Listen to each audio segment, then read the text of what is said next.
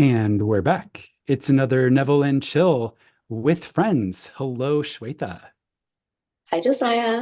How you doing? Thanks for having me back. I'm doing good, better than I was yesterday. But Josiah was sweet enough to ask what my availability was for today's Neville and Chill. And I was like, oh, I'm not sure if I'm feeling too well. But then I had this moment where maybe it was, I don't know who spoke it into my mind, but I was like, someone's going to ask me, why wouldn't I just manifest being better? And then I was like, let me do that then. And then I just remember wanting to send you a note being like, I think I'm good. And then gradually feeling a lot better. Yeah. Okay. So that's exactly how we do this. Also, must say you're looking rather galactic this evening. Yeah, I'm kind of in my parents' house, so this is my mom's office, so it's very plain. I'd Yes. like to think, every time I think about some of these things, this sometimes is the imagery in my mind, especially when I'm thinking of things in the macro, I'm Yeah. often thinking like beyond just the planet, often, Yes. so I think it's kind of Yeah. fitting for our Okay. conversation. Yeah. Yeah. Well, particularly today, because we titled this one based on your suggestion. We titled this one The Neville Spiral. Yeah,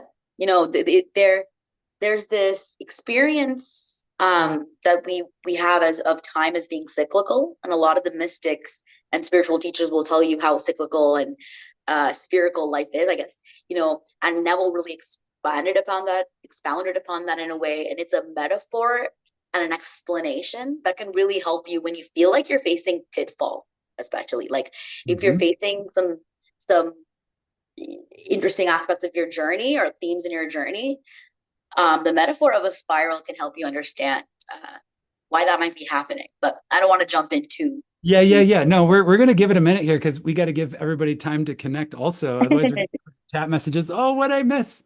Okay, so no, we're just Yeah, gonna chill and keep it light here for a minute and give yeah. everybody a chance to get in here. So, Shweta, it is summertime. Have you been enjoying your summer? What have you been getting up to? No, I've been loving my summer. It's been amazing. It's my second summer in this apartment, so I moved out 1 year ago. So it's about my 1 year Okay. anniversary of moving out to my luxury apartment that I live in. And so That you manifested. You have to specify that you specifically yeah, manifested on very purpose much with so. Very yes. much so. And it's an interesting one. Uh, how it relates to the spiral. We'll talk more about all that Okay, later. yes, yep. But yeah, it definitely manifested that. And one of the things I wanted to do in a place like this is host. I love hosting, and I love having a lot of people over. Um, I love like the the art of hosting and entertaining and enjoying the summer. So we have a terrace, and I had like a little terrace party recently. It had its own interesting juicy situation that happened to it, which again, like I say, everything sort of relates to the spiral. But it was a really fun party, and so that Okay. was the way I kicked off kind of my summer was this party. What about you? How's summer going for you so far? I'm really enjoying my summer. It has been absolutely beautiful weather, which is really subject to interpretation. For me, it's beautiful. I don't know how other people feel about it, but I've just really been enjoying it. I feel like for those of us that live in four seasons parts of the world, like I have like a summer Josiah that like comes out and then like runs and hides at the end of fall. And like then I have like the hibernation Josiah that comes out for the winter. That's And then true. like spring Josiah comes out and then summer Josiah comes out. So yeah, we are in full summer Josiah mode. As you know, I'm getting lots of sunshine. I'm like working on my tan. I've got my nice, you have a terrace, I have a patio. And Yeah. been Carrie, my partner, got some these beanbag loungers, outdoor beanbag loungers that Ooh, are amazing. they They're sound so fun. so Like comfortable, squishy. Yeah. squishy, the So perfect amount of cute. squishy. And I have Yeah. this beautiful cat, as you know, my beautiful cat named Luna. And so she'll come out on the terrace on the patio with me, and I'll be on one lounger, just like hanging out, watching the birds, right? We have a little bird feeder, and then she'll come out and hop up next to me on the next lounger and like just sit there and watch the birds with me. So it's So precious. it's And I great. love like It's we talked last time about how much I love birds, and just how like attached I am to the sounds that they make lately, randomly. Mhm.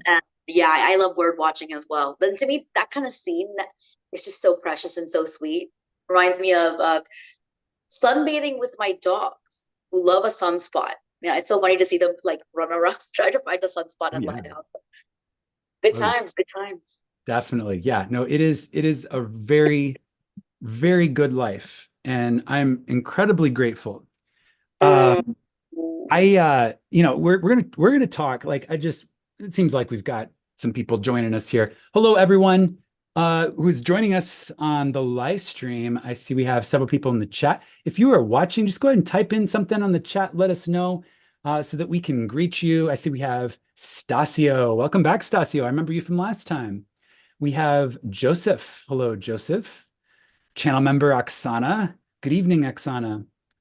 Two tacos. Greetings, Nevillers. Okay, that's a good one. Nevillers, that's interesting. Someone once said Neville Lights, and I was like, no, no, no, we're not going to do that. And then Mm. and then we came up with this other term. It was Goddards. Hello, Mm. Goddards, I right? like Which is it. like has Yeah. this, kind of epic royalty, Hmm. aristocracy of God feel to it. So that's pretty cool. Um, you know, uh, what was it, Imagineers, right? But that's like a Yeah. Disney thing. Like it works, but it doesn't True. work. True. That's Also, already like taken by Disney. That's true. that is, yes. Walt Disney obviously was also a mystic, but Genius. Genius. a I genius. mean, next Yeah, level. But yeah. yeah. Yeah, yeah, yeah. And we I, can call I ourselves like mystics. Goddard. Goddard. Huh? Yes, I Goddard's like it. I think it's really cool because it has God in it. It's kind of practical. It reminds you right, in it. right. Um, so which is also extremely ironic. I mean, anyway, which is with Neville being the teacher that he is. Sometimes it's kind of obvious. Then you're like, wait, he has the word God in his name. It's kind of amazing. So we Uh, we looked up the meaning of Goddard one time, and it roughly translates to brave God. I remember that. How cool is that? That's an episode on its own where we Oh, we discuss should do how an episode. Yeah. names come into play in the story of our lives. And Yes. it's an interesting exercise that you had us do in one of your programs where everyone should do this. Take a look at the history of your name, and you might be Oh, surprised at what you yeah. find. Oh, yeah. You might be surprised about how it ties in to your story in unique ways. It's a cool Yeah. exercise. Yeah. Yeah. It's a little window into the masterpiece that is each of our individual lives. Because, most of us did not have the choice personally of choosing Mm-hmm. our name. Most of us had our name, at least our birth name, chosen for us. So Mm-hmm. it's like one of the few things, that we don't, I'm going to say like, at least on the surface, right? Like, Yeah. someone named me, before I was born or as I was born or whatever. Some people say that they knew their name or told their parents what their name was going to be, in the spirit or in a dream or something like that before coming in. So I'm setting those people aside, right? It's just cool that there's like this name means nature, right? So there's this metaphysical encoding that is Mm-hmm. placed on the tin, right? That we come in and wear for this lifetime. So yeah, there's a wealth of Absolutely. wealth to be Super cool. explored. Yeah. Again, not trying to get too deep quite yet, but that absolutely love that. Yeah, very cool. Continuing with my greetings here, we have Mystic Yeah. Vision. Hello, Mystic Vision. You are a regular on these Neville and Chills. Appreciate your presence. Thank you for being with us. And Orlana. Hello, Orlana. Orlana, you're becoming famous, just so you know. You're like consistently on Sunday Mystery School. Like you always have these amazing contributions, these amazing things to say. Like you are becoming famous. So that's awesome. And thank you for just everything that you do to be a part of what we've got going on here. This is awesome. Astasio says you don't have to answer this question, but I'm going to ask it anyways. I'm curious. Do you plan to interview YouTuber Edward Art? It had Ooh. never occurred to me, Stasio, to interview this YouTuber. However, I'm open to interviewing. I almost said anybody. That's definitely not true. I have a high bar for who I will give, But I know what you mean. time Yeah. to. But I'm a chill guy on Neville and Shell, so I would love to have anybody of the appropriate caliber. Do you know who that is? Edward Art. So I've seen a YouTube channel by the name of Edward Art. Love him. Love Yeah. his work. Oh my God. You know, Awesome. what I really love about Edward art is he has clearly embodied and taken in Neville's teachings so into his bones. And so when he's sharing, it's coming from a similar sort of place as Neville. I think he channels it in his own beautiful way. And also the images that he seems to choose for his thumbnails. I know that seems a Oh, little random, but or trite, but it's not. You know, that's the imagery of the work you're putting out. And I really love the thumbnails that he picks. And I also when I heard some of his work, I was not expecting his voice and his accent because I was reading all of it first. I was right. reading all the posts on Reddit, Right. so it was really quite magical to hear him sound like a different, completely different kind of guy. It was like it was just a different angle, so and it would be incredibly interesting. So Awesome. Okay, so now I we've talked about this gentleman on Neville and Chill. I'm gonna have to tag him in my show notes, and we got to hook this up. Stasio, that's an awesome invitation. Thank you for planting that little seed. Yeah, let's do that. You know, I was thinking, we've been doing so. I do these Neville and Chill. Sometimes I do them solo, and obviously I've had a couple of guests on. I was thinking about doing a roundtable where we get several people, not too many, right? Like the perfect number, like yeah, four, yeah, right? dinner party, like a cute dinner party. Dinner party, yes. Yeah. Yeah. And still the chill vibes, right? But we can obviously interact with each other, interact with the chat, and just have like a little, Mm. get in the kitchen and cook together, right? Like I think that could be really fun. So I think that's something that will be coming a little bit later this summer. Very cool. Continuing with the chat here, we've got Ramon. Hello, welcome. Awesome. Okay, so I just have to show you something, Shweta. And I hope that the person who gave this to me will be watching. She knows who she is. I'm not going to necessarily call out her name, but this was sent to me by a Neville student who is also a client of mine. And she sent this because she found it and it reminded her of Neville's story about Barbados. So it is a greeting card, right? It's really Greeting pretty. card. Yeah. And then No, I love that. That's really pretty. how cool is that? Right? This is like Completely. origami to the level of, I don't know, a chess master.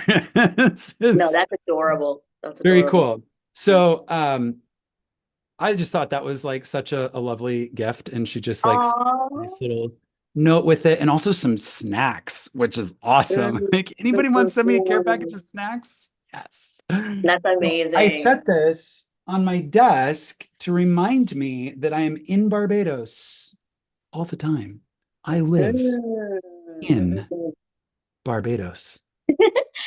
True. And actually, it could also serve as a reminder of the fact that uh, this is a journey, and Yeah. it seems like there's this destination we're searching for and this end point that we're searching for, but there's always going to be a new Barbados, there's always, and then it's like this, just a reminder that, to keep taking your dreams further. Yes. Yes, absolutely. Yeah, it's the never-ending story vibes we got going on there. Yeah, absolutely. So I think we've got everybody assembled here. I'm sure some more people will be coming in as we go, but I just wanted to like kind of have a little intro here while we get everybody into the spirit of Neville and Chill. We're going to crack a beverage here in just a moment, but I want to like set the tone for where this conversation is going. We titled this Neville and Chill sesh the Neville Spiral. And we're going to talk tonight. We're going to be very real tonight. We're going to talk about challenges. We're going to talk about when things happen that are unexpected. We're going to talk about when you have a desire and you move into the state of being in Barbados, and then you get knocked off the ship, and you got to like swim back to the ship and get back on the ship so that you're on your way back to Barbados, right? Like just these like very real things. And this is a mastery conversation because these are the types of things that, people on the path of mastery talk about. And to illustrate that, there was this young man, I won't call him out, so it's not necessary, but there's this young man who posted a short earlier, and he was talking about, he was like, how to handle like sadness, right? And he was like, oh, just like book a vacation and go somewhere fun. And like that was like literally what he had to say about sadness. And I was like, oh, okay, that's not helpful, really. Like, that's really not helpful. Like, if you're going to talk about a topic like sadness, you got to be real and be like, okay, I've been sad. Here's how I've dealt with it. Right. So like we're going to take the not that approach, right? We're going to take the we've been there uh, and we've lived this, and we are living this every single day. And so we're going to have this conversation. We're going to talk about the real parts of Mhm. this journey, and we're going to use this metaphor of the spiral that Neville teaches. It's a little bit more rarefied in his teachings. It's not something he like talked about every day, like the law of assumption or even the promise. It's more of a concept that he used to illustrate uh, just more. I don't want to say advanced, but like just more esoteric aspects of this experience that we have in our lives as we are moving from state to state to state Mm. and upgrading and evolving or involving. Like there's a couple different ways you can say that, like we're changing and we're growing and we're on this path of self-development and discovery. And so he introduced this topic of the spiral, which we'll get into here in a minute, as a way for helping us understand. It's like a tool to help us unpack and understand how to relate to this idea of what is happening in the you know rhythms, patterns, habits, cycles of life, because that's really what life is. Life is all of those things. And so the spiral is a way to relate to that. Mhm. So yeah, so that's, I just wanted to like lay that just to give us, a basic intro here. And then, Shweta, let's go ahead and open up our drinks and then we'll just dive right into it. So what are you Absolutely. drinking? So right before I joined you, my brother came home with a case of this beer that we grew up with because my dad always, he had always had it around, and it's Yeah, called Rickard's Red. I have no idea. I Rickard's personally Red. like it. It's imported from the U.S. I like red ales. So Okay, yeah, this to me, it has a nice crisp flavor, and nice. it's truly just nostalgic. I'm not a huge beer drinker anymore either, but every time I drink it, it reminds me of, I don't know, high school or something, and the fun I got up to, Yeah, I which was, is I was fun. gonna say, when was the first time you had a sip of Rickard's Red? I think I was 16. My dad had bought his first case um, from the US because my cousins lived in Ohio, which is kind of Oh interesting, yeah, going from cool. somewhere like Toronto to somewhere Yeah. to Columbus, Ohio. And those were some of the most fun times growing up. And so it's interesting how a beverage, a smell, Oh yeah. a sound can bring you to a place so vividly, so vividly that, and sometimes I can't even remember what happened earlier today, like memories to funny thing like that. Yeah. But when I drink this or when I smell this, I remember the garage, so Yeah. vividly, of where my dad used to keep the extra cases. And like, even I can even like get a sense of the type of friendships I had and what was going on at that time, if you know what I mean, like the vibe Yes. of that time. So Yes. yeah. So What about you? Yeah. we had a rabbit trail on that just a little bit because this is Neville and Chill, and that's what we do. So you're talking about how quickly olfactory sensory experiences can transport you, and you can feel connected to a state that maybe you left a really long time ago. Mm, mm, Have you mm, ever considered using that as a state hack mm. to help you get in alignment when you feel like you're not quite there? That's a really cool idea. So that is pretty much, when Neville talks about tones of reality, he's Uh-huh. asking you, he's really encouraging us to use our imagination in these Yes. ways Yeah. where we smell something, see something, feel something. And so, yes, I have. However, your question made me think of an idea of how to maybe even incorporate, like, how the idea of aromatherapy, people talk Yes. about the benefits of aromatherapy, but Yes. maybe the idea of aromatherapy or maybe drinking something sweet can help you get into a good state or remind you of something, like an easy way to get you to a state. Like, for example, just an idea I'm throwing out there. if I wanted to go on that vacation that young man recommended, maybe I'd be thinking of like literally drinking a pina colada and like thinking of like how that would taste and maybe even making one and just like Yes. enjoying the crap out of it.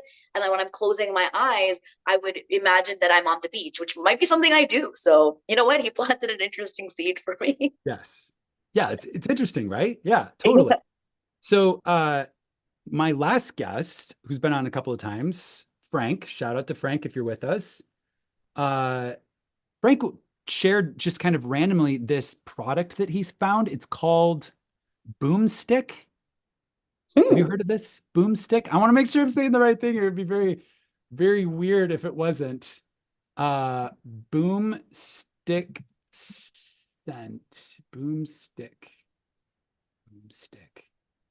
Is it called Boomstick? Yeah, boom. No, no, no. Boom, boom. Yeah. You know, Boom, it feels like boom, that boom would give you a lot of sticks. interesting Google searches. I know, right? Boomstick. Boom, boom sticks. So they're literally for this. It's for they say it in like kind of a marketing way, but it's for getting in a state. It's Mm, trigger olfactory, right? So it's like you can link a state of awareness or state of being with a scent, and then they make these little sticks that like you just like, no, I think that's really and then you're cool. just And I there. think sometimes you need to shake it up with things like that. You know, you can't. One of the things I want to talk about in terms of like managing pitfalls is trying different things. So that's a really cool idea, Josiah. I'll have to write that down to try. Yeah, yeah, of course. Or even just get into your cupboard of essential oils and come up with your wealth scent, right? Like my Mm, new house will smell this way, right? And then you can start mm, to get mm, really familiar with that scent, right? Or like, I mean, the list goes on and on, but like the mm. whole point is to have fun with this journey, right?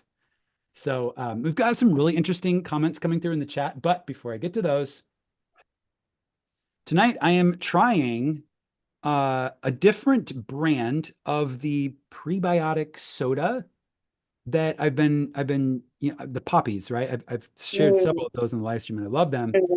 Part because I feel connected to the founder because we used to work together a long time ago. So I kind of like feel like, oh, there's like a whole story, and it's really cool to see my friends succeeding in this way. It's like a national, multinational, global brand now. But there's Lovely. this other company that makes a similar type of beverage, and it's called Ali Pop. I've seen those. Yeah. Olipop. Yeah. So I was reading the ingredients. There, it's interesting. So this is a watermelon lime, and this it does have watermelon juice in it, and then it has this prebiotic blend of these different inulins, which are like prebiotic nutrients to help your, I guess, microbiome on some level. Nice. And so it lists all of them. So it's like calendula flower, kudzu root, nopal cactus, marshmallow root, Jerusalem artichoke inulin, right? So it's like all these fun things. And there's apple Yeah. juice, which is a little different, but I guess that probably makes it sweeter, and lime juice and Himalayan pink salt. Lovely. So Okay. yeah, it's my first time trying this. Have you tried it? You just saw it. No, I've seen it around though. Either because I remember the OLI Olipop to me that like stood out. Something about like that name. It's a cute name. Yeah, Olipop. Yeah, A cute name. it is a cute name. Yeah, like skateboarding in summertime. Yeah. But do you skateboard, Josiah? Have you ever been able to? So I remember when I was like 12, I got on a skateboard once and I was back off that thing so fast. Hmm. I didn't even know what hit me. I was like, I can balance on this, right? Swoop. Nope. Yeah. And I There's some things in life like you can obviously stopped. shift to a state and master, but then you know that sometimes it's not for us. You know that's okay. But yeah, Skateboarding is in that I've seen category. so many skateboarding injuries. I love watching skateboarders though. Oh Like yeah, that's it's like a amazing to sport. watch. Oh So yeah. cool. Oh So yeah. cool. Phenomenal athleticism. Phenomenal. And I'm always like, but wear a helmet. I'm like the uncool like auntie Yeah. now. Yeah, yeah, exactly. Now you're in your Truly, 30s, like, hey, protect that brain. truly. I'm like, that's the money maker. It is the Yeah. money maker. I'm Yeah. always trying to get people to helmet up, but that's a topic for another time. That yes. Yes. It's a yes. Life is precious. Be Cheers. mindful. Yeah. So cheers, Shweta, Thank- and the chat. Yes. And chill. It's disappearing.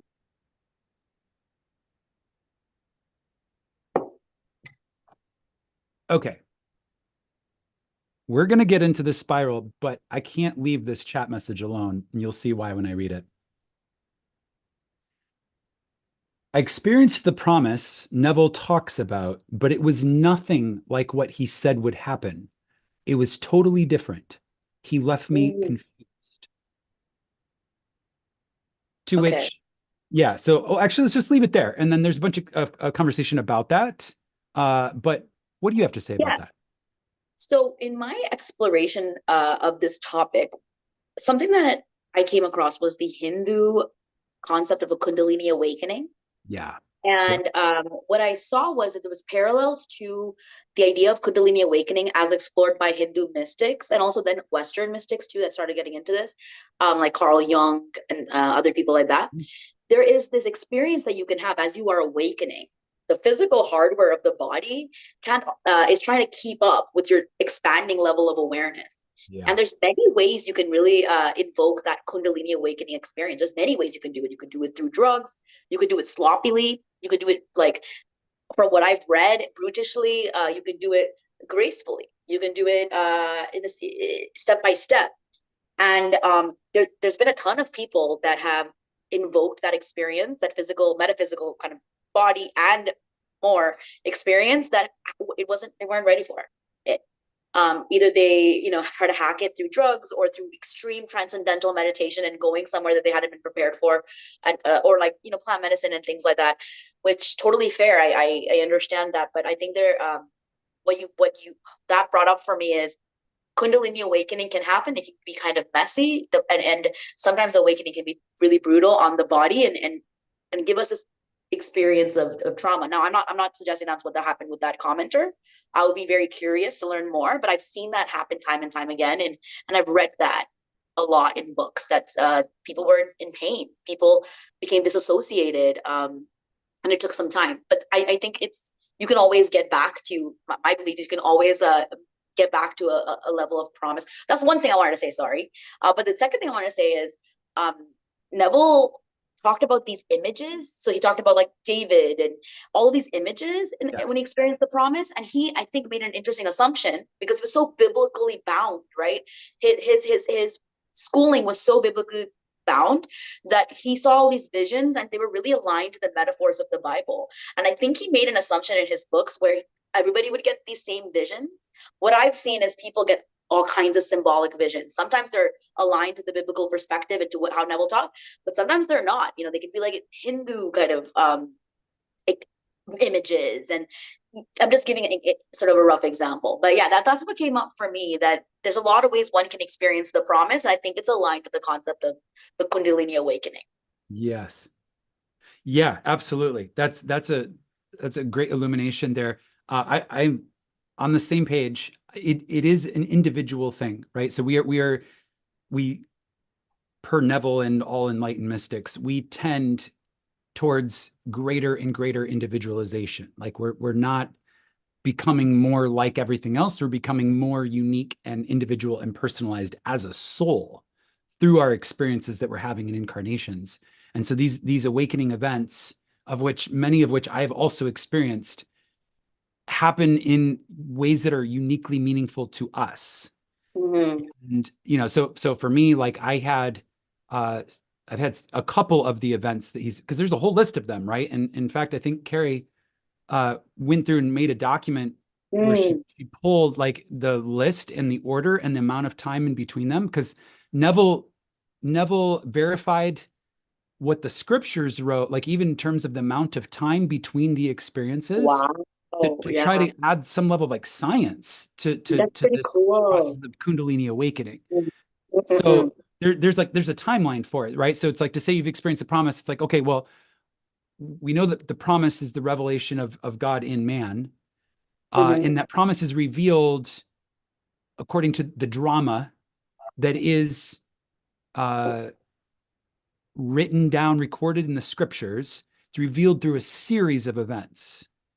And then when you have the final event, usually that means you're not on Earth that much longer, according to Neville. That's what Neville says. When you Yeah. reach the final one, like your mission is usually pretty much Yeah. complete. You're able to You're at the just top of the spiral. as you're at the top of the Yeah. spiral, you're able to graduate as he did, right? Like that's exactly what happened with him. And he knew. He was like, he said even in his last lectures, I'm not gonna be around that much longer. I'm done. I've finished the work that I was sent here Mm-hmm. to do. But yeah, it Mm-hmm. is super. So I've talked to over the years, right? YouTube Neville channel, right? I've had many people reach out to me and share their experiences with me. Mm-hmm. And it is different for each person. It is never I haven't seen one that's exactly the way that Neville described. Yeah. Um and so yeah, there's a whole world of Absolutely. interpretation here. But I what I'm just think, saying is don't let what he says confuse you. Rather, use it as signposts to tell you that you're on in the right direction. And he also, the reason why he talks so much about it is to help you recognize it when it occurs. mm, So that you're like, oh, yeah. right, this experience that I'm having, there should be some relationship. And obviously, Jaron, you're saying that it was the promise, right? So like obviously you were able to identify that this is the experience that you had. And like Neville obviously was pointing in the right direction. It's just that the symbology Yeah. isn't really Yeah. identical. And one way I've dealt with these kinds of things where it was confusing for me, any confusion is present, is I use the law to go to the end. And it takes some bravery here because you are going to give up the search mentally for now. These visions happened, whatever happened to you, you're going to say, okay, that happened. I tried to figure it out with my head. I'm Yeah. confused. You let it go. You take the bravery and say, I go to the end of, oh, I figured it out. Oh, well, that's what it was. Well, that makes sense. That has been the and give up the doubt. So every time you have this, why did that happen again? I'm so confused. Say, nope, I'll go to the end. I figured this out. So I would try that. That could give you some answers. But I also agree with you, Josiah, that don't let it confuse you. What Neville said. There's millions of mystics out there who have different visions, different downloads at different times, and it's uniquely their message. There are through lines, absolutely there Yes. are Yeah. of realizations as part of your journey, but there are so many ways to go about it that you can embrace the individual part of it and then use the law to make sense of it. Because I've had those kind of things as well. I wouldn't say it's the promise, but confusions about the law, which we will talk more about, Right. where I would go to the end and be like, oh, that's how that happened. And Yeah. it's satisfying, by the way, but then you were like, you know what I mean? Like you're like, the mystery goes away at that point, and then you have new Yes. mysteries to think about. Yeah, totally. Totally. Yeah. Yeah. So it's, some of the things that I've experienced in some of these visionary states, I can't even describe to anybody else because it wouldn't even make sense. It wouldn't translate in human language. Right? So, Yeah. so it's like, and to me, I love that. Like, I love that this is a sacred thing between me and my source, right? The Mm, source of all that is. It feels like a sacred, secret, precious, thing that I share with my source, right? The thing that we all it is. truly are. It is. Yeah. Between this incarnation and my source, right? Because like even the promised experience in other incarnations would be unique to that incarnation, right? So it's literally like probably the most unique thing that we have as humans would be our experience of the promise, if you look at it that way.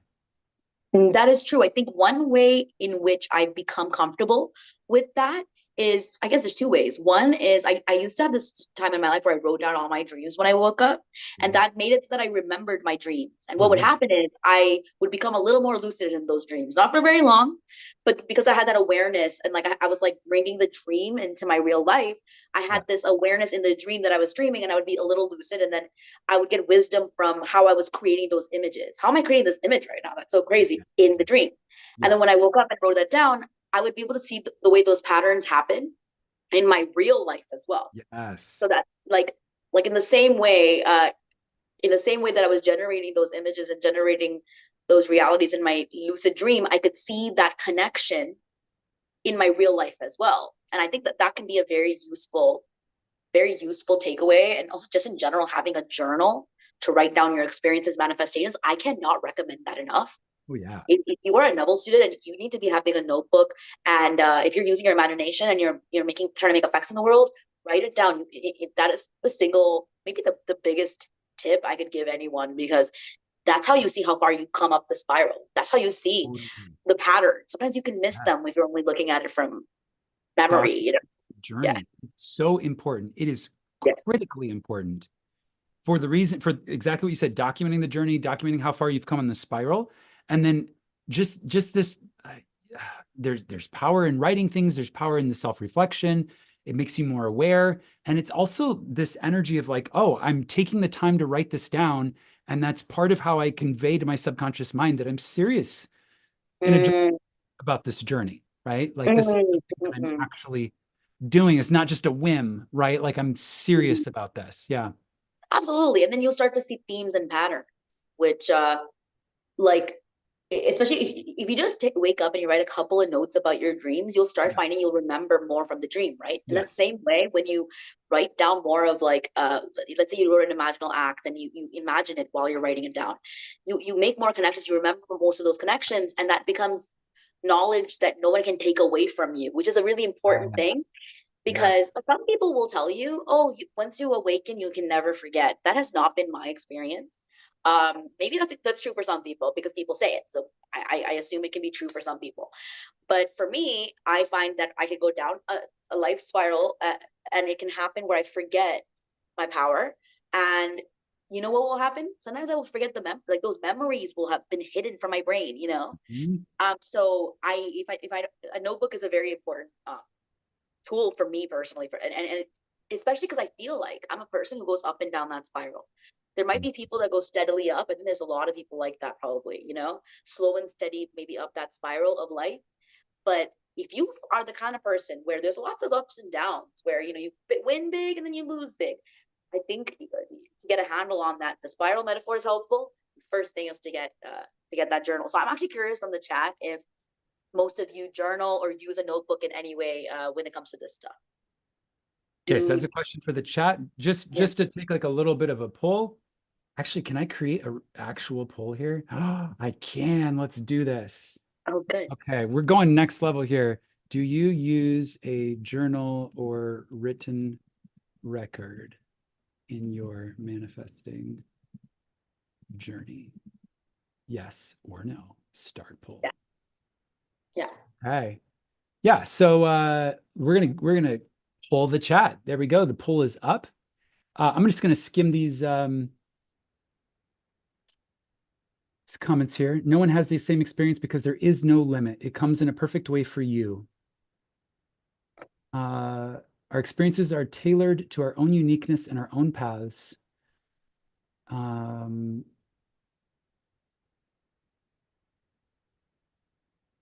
Hi, Jamie. Jamie's with us. She says she's so happy she caught this live. We are too. Thank you for being with us. Thank you. Joseph says, seems like not that many people talk about in the Neville verse. Not that many people in the Neville verse talk about the promise. Mm. Yeah, that's a good point. So Sunday Mystery School, we talk about it every single Sunday. If you haven't been coming to Sunday Mystery School, come to Sunday Mystery School. And We and talk about really, it over like here. I when I learned about Neville, I immediately changed my self-concept because that's what he taught me to do. And then I really just fell in love with the promise. Like Mm. that's just that's just it. Like that, so all of my work has engaged with it on some level. It's like really the end. You know, like really like the focus, I guess, in some way. Yeah. Um, Joseph, are you a seeker? Joseph says a seeker. Well, you know, someone who's on the path of expressing. What would you say a seeker is, Oh, Shweta? what is a seeker? What is a seeker? There, a seeker is one side of the coin, because we in our journey as a human being, we're always seeking. I mean, we're desiring, we're yearning, we're wanting, we're creating all this stuff. But then there's another side of the coin, which is being, knowing. It's just like two different journeys. Like, I mean, two different sides of the coin of almost the same journey, if that makes sense. So I am a seeker, and I always have been. I love to seek. I love to seek truths. I'm very curious.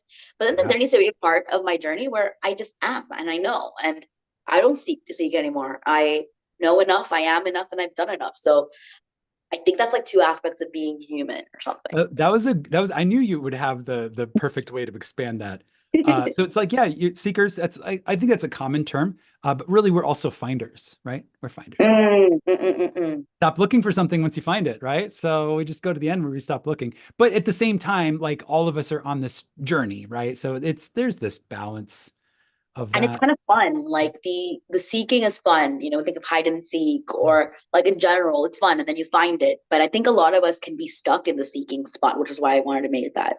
Great point. Because we feel that there's more, there's always more to be, but let's enjoy how much we've already found. So we are split just halfway down. Half of the people say yep, half of the people say nope on this question of using writing or a journal, which honestly I'm a little surprised because for me it's been crucial, but maybe not for everybody, right? Like maybe Well, other I people would, accomplish. well, let's be honest, right? Most of us have our phones with us in bed. I'm not calling us Yes, out, right? We're yes, modern peoples, and there's a lot yes. of benefits to having these technologies. We have a phone next to our bed. We wake up, the first thing we look at is our phone. I mean, unless you're a very conscious person in 2024, that's probably your lifestyle. My recommendation, and this is a reminder for me too. Sometimes I have my notebook and I don't use it for a few days, but that minute that I need it, I have it next to me in my bed, because the minute I wake up and I'm like, no, I can't forget that. You Yeah. know, it's useful. So you don't have to do it every day, and it doesn't have to be like the best writing. I think a lot of us feel like if we have to have a journal, it needs to be perfect. Um, the other thing I notice is that people are afraid that other people are going to find the journal, which actually is a valid fear. I have obviously gone to the end of like, only no, I don't even do the no one ever sees my journal. I'm like, my journal, my secrets are safe with me. And I feel very good about that. But I think that's a real concern that someone would have, because it's Good somewhat of point. an exposition, right? So Intimate, that could be most a intimate. Yeah. so so that could be something, so long as you put a little thought into it, you have a safe space. I think it is incredibly crucial. Now the other way you can do this is, I like voice notes. So I do use if anything else, if I'm gonna have my phone with me anyway, I will do a voice note to myself. Oh my Yeah. god, that was a really weird dream, or that was really scary, or I can tell myself, um it's this day, this is what happened, this is what I learned, and I don't want to forget this. Yeah. So journal in that way. Just Yeah. make sure you have a record of your conscious experiences on a daily basis. Can really help you get a wrangle on things, especially when you're going down that spiral. Yes. You're bringing the Yeah, spiral down. this is the perfect conversation to tie into this idea of the spiral, because we are living rhythms, cycles, patterns, and I think that the act of journaling or even logging can help us identify and become more aware of those. So I use, and my partner does too. We've been doing it for years now. Every single day, at the end of the day, we use an app to log our day. And what that looks like is, maybe I've showed this to you before. I don't remember, but it's just an app where it has like icons for all these activities that like are kind of routine, so that I can log whether I did them or not. And then at the end, it's a little note box where I can add a little commentary about how I spent this day of my life. And being able to do that has helped me do exactly what we're talking about, become more aware about my habitual cycles and patterns over time. And I also feel like it's a way to kind of mark, like leave some sort of written record about how I spent this, Yeah. 12, 16 hours that I was awake, right? Like, what did I do at this time? Oh, I kind Mm. of keep a little bit of a record of that. So yeah, I find that to be a helpful thing. And I usually, if I can remember the dream, I'll write it down, right? Because for that reason, to try to, not to try, but to activate the uh, further awareness of imagery in my dreams. And I have a dream log that goes back Love five that. years, and sometimes I go Oh, back and read through them. And beautiful. Oh my yeah, I God. don't have to tell you, Can I right? can I Dreams also are say two dreams. things about a journal that I use it like really easily? So one, let's say you want to revise. You have a story, you had a bad day, you write that down, and then you can literally cross it out. I've had this happen and work for me multiple times, Okay. where I wrote down the story the way it was, and then I literally go in and I erase it or I scratch it out and say, actually, this happened, and I feel into it. And it's a good way when you really just can't close your eyes, you're kind of feeling stressed out, you need to Yeah. do something, use Yeah. that motor activity. So that's a good way I do it. Yeah. Second thing I find is when I had an old the other day I was cleaning out my parents did a huge renovation of the house. So a couple months ago I was cleaning out all my old notebooks. And I saw old notebooks, and some of it was heartbreaking to see where I was at, and I was crying because of all the growth, and my mom, it was a touching moment. But then other stuff I opened, I'm like, oh my god, all that came true. And if you had asked me, like Ooh. honestly, with a gun to my head, did I manifest this conscious state? I'd be like, no, I don't think I did, you know. But actually, I did. I did write it down, and I did it. So I really, that's why I also think it's crucial, because there'll be times where you need to remind yourself of your power. And I wonder, what do you think, Josiah? Do you think that there are people that are able to switch it on and then it's on all the time? Or do you think, like, you know, some people believe that the believing in the promise and the law is like a subscription, you know, like buying the pearl is a subscription. These ideas are a subscription. You have to remind yourself often and continue to choose this. But then it feels like with other people, it was a light flipped on and they could just never see the world the same again.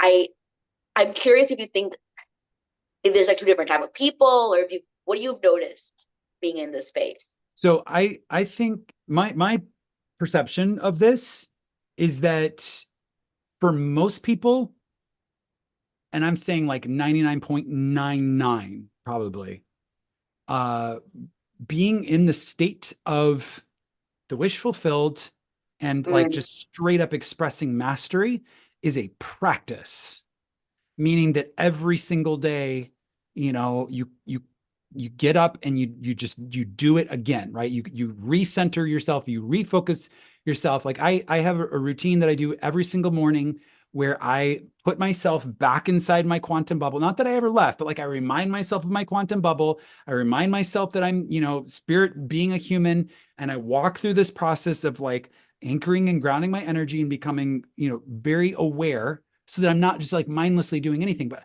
I have to do that. I don't have to. I choose to do that every single day because it's the practice, right? mm, So mm, I mm, think mm. for most people, it's a practice. I think maybe the ones that like you said, there's a light switch and it's just once it's on, it's on. Yeah, Maybe those are avatar beings. You know, maybe that yeah. was, you know, but even Buddha had a time where he was, you know, Siddhartha, right? So like That's there's true. right. That's So, true. Yeah, you know, I think for most people it's literally a practice, and I most like people that. Yeah, their whole lifetime will be invested in mastery. And I think that's also the point, right? Like if it was super easy, I don't think it would. I gotta be careful how I say this. But yeah, I think the challenge, uh, and I use this in a positive way. I'm not saying it's like a hard thing. I think like the challenge or the dedication, the discipline required to do this is, you know, a lot of times hard things are the things that are worth doing, right? Or like yeah. things that require us to be our best selves are the things that are worth doing. And so I think that, Mm. you know, we come to this place where we have the option to not be our best self, so that being our best self is a moment of distinction. I think you're right, and you know that makes perfect sense to me. And what came up for me there as soon as you said it was something my mom always said to me, and you know, she's like, you know, God only gives you the challenges you can overcome. Because I used to grapple with the inequities of the world, and Yeah. just how, you know, how could one person have so much, another person have so little. And also it seemed to me like everyone, that didn't mean anyone was happier if they had so much and someone had so little. So I was all confused and discombobulated. But I really like that idea that the challenges and going up that spiral, it's your personal journey again. I think it ties into that individual experience of it. So thank you for answering that. I was curious because I think it has to it is a practice, because this physical 3D world is sort of built on you forgetting, because when you see the world around you, it's you can see it through a prism of a separation pretty easily. That seems to be like the default state that we come in here, seeing the world through separation. So with the practice, that practice can, if you do it every day, you start loosening a grip on that illusion. So, and I love that. And I think it has been a near daily practice for me. And anytime it wasn't where I let it go for a while, I went down my spiral in my life. So Mhm. it's Mhm. it's it's something that I absolutely need to practice on a daily basis. Yeah. Yeah. Well said. Awesome. We've now flipped to no in the, we're now 60% say no. So it seems like, I think some people probably would benefit from it. I'm not, this is definitely not like a, you have to do this. I found a lot of value in it. Shweta has, a lot of people I know, do use journaling in this way. So yes, consider it if you're not doing, Consider it. Yeah, because yeah. I think it's a practice we've somewhat fallen out of as a society because of our modernity now. So why not? Yeah, absolutely. I'm going to scan the chat here, see how we're doing. Hello, crystal clear. Glad you could join us. Here we go. Here's a question for you, Shweta. Does media, with its powerful imagery and emotionally charged content, have the potential to, the word here is corrupt, but really alter or somehow affect our subconscious manifestations? 1,000%. I mean, Ah, anything you let in into your observation is yes, impressing upon your brain. Every yes, every single moment is impressing upon your brain. So yes. I always think about this, that the doom scrolling that a lot of us do, Doom scrolling, right? that doom scrolling is imaginal act. Every moment is an imaginal act. So Yes. you might be looking at something. You're not thinking from it quite yet. You might be just Yeah. watching a drama. You're not thinking Yep. from the drama quite yet, but you're watching it as an observer. Those images permeate, and you've become an observer of those images. So I 100,000% believe that it does. Now the way, because we bring the power to those images, it's our observation in the first place.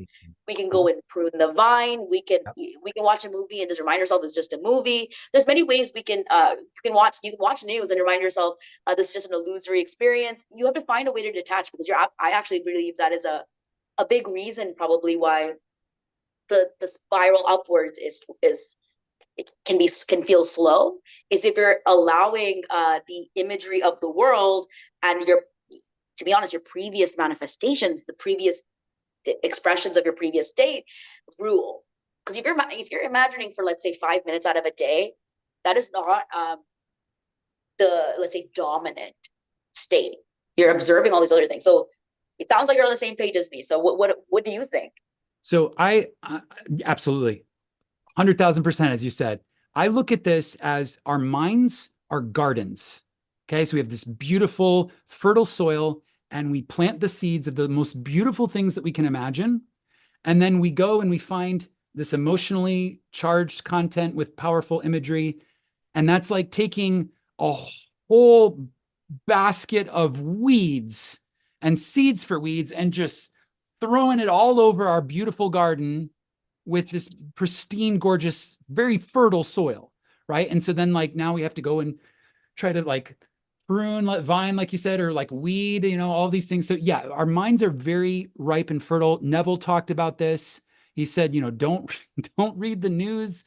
It's like planting these things that we don't necessarily want. And Yeah. I have a point that can very simply illustrate this. Have you ever watched a movie or seen some sort of media and then had a dream about it? Have Hell you yes. ever? I mean, Absolutely, right? So that's your answer, right? If you can dream about something that you watched or mm, saw, that tells you that it's having an impact on your subconscious mind. And it's absolutely. And animated, right? our algorithms, like when I think of one way in which you can see how what you're thinking and what's going on in your life, is go into your YouTube algorithm or whatever social media you use and look at the content that pops up. Is that content drama filled? Because one thing I'm noticing is that people in this journey, they come to this journey because they're looking for that desire, right? And that's totally fair. And uh, I think our desire is a beautiful path to fulfillment. However, we forget that every single moment of the day that we're imagining something, like it's almost a disconnect that we're creating all the time. So I think if you are a person who's attracted to, let's say, drama, reality TV, celebrity gossip, that's some people, maybe sports, maybe politics, you're really tapping into the stories, you're reading all the articles, you're imagining that as well. Like you're creating that as well. So I I think it's a part of that a mental diet. Now I'm guilty of that, but I as well, where if I look at my algorithm, sometimes I'm like, wow, I'm really taking I'm really allowing the story to take root in my mind. So I like to do a media cleanse. I'll usually like delete Instagram off my phone for like a couple weeks, and I will either read. I read lots of Neville. Whenever I'm in a rut or down that spiral, another thing I really like to do, which I can define a little bit more, is just read some Neville, read some spiritual books, kind of cleanse out my soul, be grateful, do all those like simple basic things that allow you to like cleanse yourself. I really do see media as social media and media as a kind of a detriment for most people in most parts It of their, can be. their life. Yeah, it Yeah, certainly can be. Uh, yeah, happy. Yeah, absolutely. Not this kind of media. I mean, here, Yeah, it no, this is depends, obviously. I'm thinking more news. I'm thinking the more, mass consumption, yeah, yeah, totally. That's the stuff that people, like they just want clicks, right? And so like high emotional, charged, right? Just to try to get clicks and attention, right? Like the baiting for that. That's the stuff yeah, that like I absolutely. personally choose not to engage with. When Yeah. I started reading the news, when there was like, all these war updates and all this stuff, I noticed more crap happen in my life. I noticed Yes. the intensity of the war and my fears about it, my worries about it. And I remember I've texted you many times Oh yeah. throughout the years of knowing you where something has happened and the media is all over it and sharing it. And I'm taken away with it. What happens is it shows up in my life. Yeah. I can't do that. I Yep. can't I can't afford to do that. So one of the things I like to do is with media, like if you're kind of bored and you're wanting to feel entertained, watch a feel good movie. I find Yeah. that a lot feel good movies have lost their luster or something. Like people think that a movie or some kind of like fiction needs to be like dark and you don't talk about like all the new there can be a lot of dark and greediness and that's great. I love a psychological horror, all that stuff, but cleanse it, watch something feel good, make yourself feel grateful. I think those things are simple ways where you're not like imagining a scene or doing a Neville technique, but you're cleansing what's the consciousness that you're experiencing on a daily basis, with just like a fun movie. I'm trying to think of Yeah. a good movie that's a feel good movie right now, but I've I've been loving watching movies. I feel like that's been a really good stage shifter for me. it totally is. Yeah. And I think really the point that we're getting to here is Yeah. if you're serious about manifesting an intentional life, which is what masters do, right? You're serious about that, guard what is planted in the garden of your mind. Mm, Like mm, mm, be like jealous. Is jealous the right word? Right? Like no, jealous is not the right word. What am I trying to say? Assertive, protective, mhm. like this is my mind is precious, right? Like I'm not gonna fill it with junk, like there's things that I don't need to see. Like, you I know, agree. Yeah, I had to tell why would myself I to treat myself like a child. I had to tell myself to treat myself like my child. Because sometimes we can yeah, be a little rough on ourselves. We can push ourselves to do things we don't that are not good for us. I don't know. But I was telling myself, well, how if I could have my child's brain again, what would I want to plant? And I really have had I this love conversation that. with myself, and what would I want to see? And so, I was thinking about like some of the great artists. Like, Neville talks a lot about William Blake. May I Yes. share with you that if you get you can go online and find William Blake's poetry, and it is Old English, but even reading some of that has been a huge palate cleanser for me. I know we're going off on a tangent here, but big palate cleanser, and some of his work is so deep and juicy. Like when I start reading it, and I use Neville as a reference point, and I'll Google a word or something. Some of these artists had a mastery of who we truly are. So the media you're consuming, he's an Old English poet, but there's other media that you can consume that's uh even like a Harry Potter book. I mean, like something that can like remind you of the magic of life, that reminds you of who you truly are. There's a lot of them. There's a lot of media like that. So that's what I would say. Like go to the media that reminds you of your power rather than disempowers you. Yeah.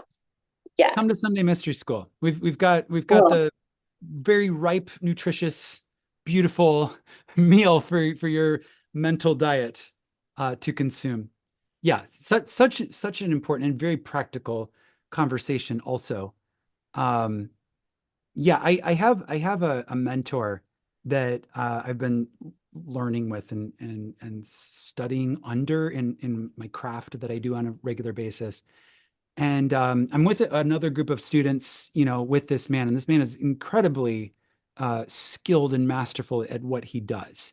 And so we're all learning from him. And one of the students was struggling, and he ended up revealing in the chat group that we were in, talking to this mentor. He ended up revealing, he's like, "Yeah, I've been kind of depressed." And the mentor's like, "Well, why?" And he's like, "Yeah, I've been like watching the news." And the mentor's like, mm, why? Like, why? And he's like, what? You don't? And he's like, no. Like, why would I put that in my brain?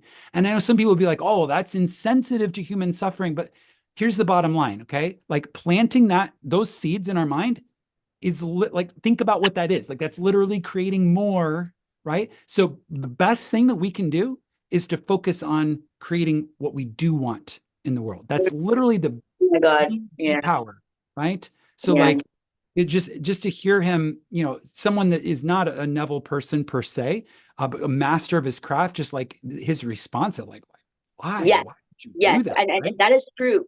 Because I Yeah. think there's two things here. One, I have always known that if I need to know something, it'll come my way. I don't need to Yes. look at the news Totally. to Yeah. be like, if I really need to know something, I trust the universe will get it in front of Oh, me. you'll find out. Yeah. So the idea that because your brain will trick you and tell you you need to read the news or you need to know about these things because otherwise you'll be out of you'll be out of the loop. Now, and by the way, I do still sometimes read the five highlights of news articles because but I need to have a separation from it. It can't be unhealthy, is what I'm trying to get at.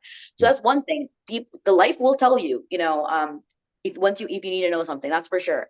And two, whatever you're reading, whatever you're seeing there, has been designed to have a reaction from you, and it's been removed. It might be true in terms of the facts, but there's no way that you would understand the larger story behind something to the point where I was incredibly political in the past and very like vehement about it. And then all of a sudden I had an experience where I started algorithmically getting all this, getting interested in the opposite side. And I saw how it would be so easy to get swept up in their algorithm and believe it. It felt like a mind virus or something I could just download, and then all those beliefs would be populated into me. And then you couldn't convince me of the opposite side. Like I was swinging wildly. And I've seen this happen in different communities where someone goes from ultra left to ultra right. Now they see everything this way. So you've heard of Vadim Zealand, right? And his idea of the pendulums. Yes. This is a pendulum, and you're not helping the situation. I think in some level, some people are called to help the situation politically, like Gandhi and freedom fighters and all these people. Yes. But that's not for all of us. And if you're in this path, I really don't believe, like if you're in this path and you're learning who you are, I don't believe that it's just my belief in this, that the political realm would be your realm. And it doesn't really necessarily make sense to me because, as Neville would say, the horrors are here. The horrors are here to stay. And it's like our journey to get up this up the spiral. Which, have we properly defined it? Is there anything you kind of wanted to delve into about the spiral? Because we keep talking about it, but I want to make sure we. No, I think we should start with the spiral. I'm gonna let you start the intro for that. I just need to step away one Yeah. second to something on the other side of the room. I'll be right back. Go ahead Okay. and start with the spiral. Okay. Amazing. So you might have heard in the past from different mystics and different authors that time is cyclical, and that there's this wheel of recurrence, and that might be a novel term, but I've seen that in other spaces as well. The idea of it, that we experience things in a cyclical way. And what does that mean? The way in which I'll give you an example of like how I've seen that happen in my life. So let's say I had difficulty in my social life and I started off with absolutely no friends. So like there was a person that started off with absolutely no friends, and a devastating situation in their social life where they aren't who they want to be. And they discover Neville. And they create some imaginal acts that show them that actually they are loved, and they're part of community, and it gives them what they want. Then they create that reality. They're going up that spiral, and you can think of that spiral as their social life spiral. They're going up that spiral, and maybe they revise a few fights, they revise a few things from their past, so they're going up, and now they have friends. This really happened to me. I guess it's a personal story. So now I have friends, and I'm well loved by people. Now I thought, okay, this is going to be solved for me. I'm not gonna, because it was this honeymoon period of this new reality. What ends up happening though is that now you have new beliefs. You know how some rappers will say, I don't know what rapper said, more money, more problems. That might have been Jay-Z, or I don't know who. But it can happen like that, where you end up getting, oh, okay, so now in this reality, I have this new set of beliefs to upgrade upon. And I think, and this is how I'm seeing this, and this is how I'm experiencing this. In every area of life, you have these various spirals, and if you allow, when the wheel of recurrence of time comes up again, let's say the first time I revised that I didn't get invited to any parties. So I revised that, and I always get invited to parties now. And the next time that comes around again, let's say that came around again, and everything's been aligned and everything's good. And then let's say that something happened again that reminded me of my past state, which would happen. I would have to imagine now further. I would have to continue. I would have to rise further and further above, I would have to continue using my imagination, because what can happen is I can easily go back down that spiral, forget who I am, and lose everything I have. It's kind of a thing.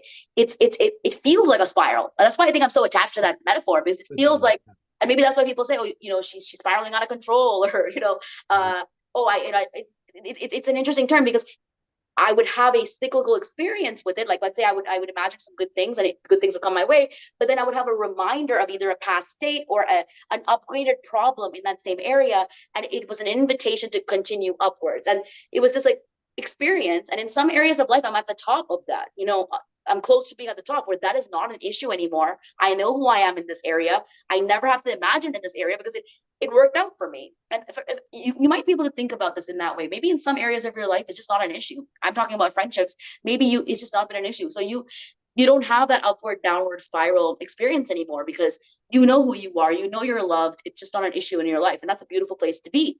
But maybe in other areas of your life, it's just it feels like a constant struggle. It feels like whack-a-mole. It feels like you're being pulled down again. I think this is a useful metaphor to say, okay, I've come this far. What is the next level I need to go? Is something from my past coming up again as a pattern? Okay, how do I next level upgrade this? And I think this is where it really ties in with the journal for me, because I can see, oh, look at me. Like I look at where I was at. I look where I am now. I just need to keep pushing forward. Otherwise, I can let my old state win and go back down pretty easily. And a lot of people, you might see a lot of people where, celebrities are a really good example, where they win it all, they get all the adoration, and it's like so amazing, and then they lose it all when they have forgotten who they are, where they disconnected with their flow state, where they've become maybe greedy, or disconnected from source. They go back down, and it's kind of amazing to see it actually in celebrities. Actually, I think that's almost a good example of that. So is there anything like you would add to that explanation of it? I think that's good. Yeah. So the way I relate to this idea is that we are living cycles, right? Like the situations keep coming around again. And it's like, you go to a party, right? And you have like your experience. And then later on in life, you'll be invited to another party, and like maybe the people will be a little different, right? Like the different, people, maybe it's a different place, right? But like maybe the theme it ends up being the same.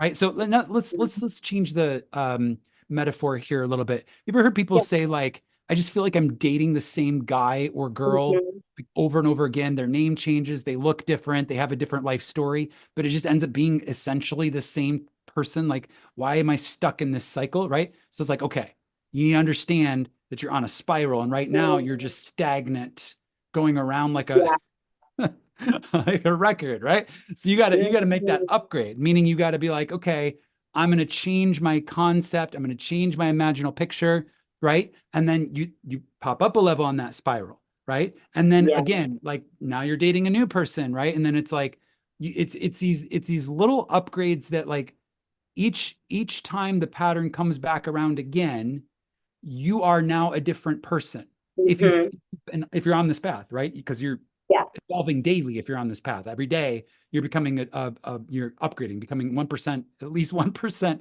more evolved, right? So it's like you're a different person. So like you are raising these situations, step by step by step. So let's make this really practical. So we've given a couple analogies. We've talked about friendships or relationships. We've talked about like dating. So really, this is a concept that will unlock any area of life that feels stuck.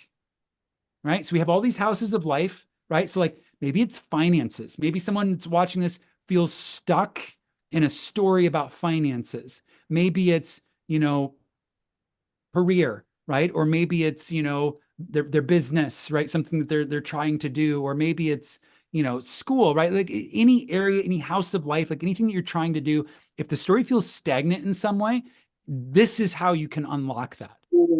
This concept of the spiral. So Shweta, when we talked about you coming on and you wanted to talk about this topic in particular, you indicated you had some stories that you can share that illustrate like the ups and downs of like learning about the spiral and how to ascend.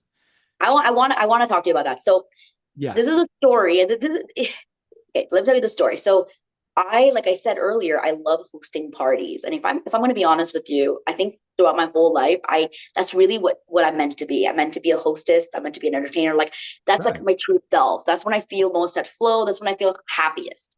And Amazing. so what in Diwali of last year, which is like November of last year, I threw the best party I've ever thrown.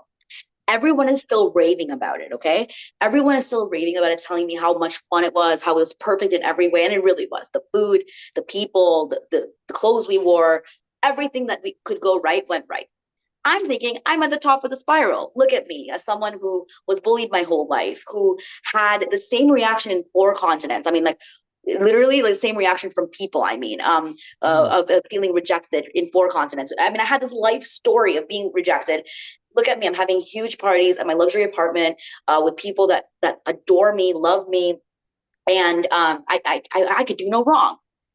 I so I'm here. I am. I'm thinking that, right?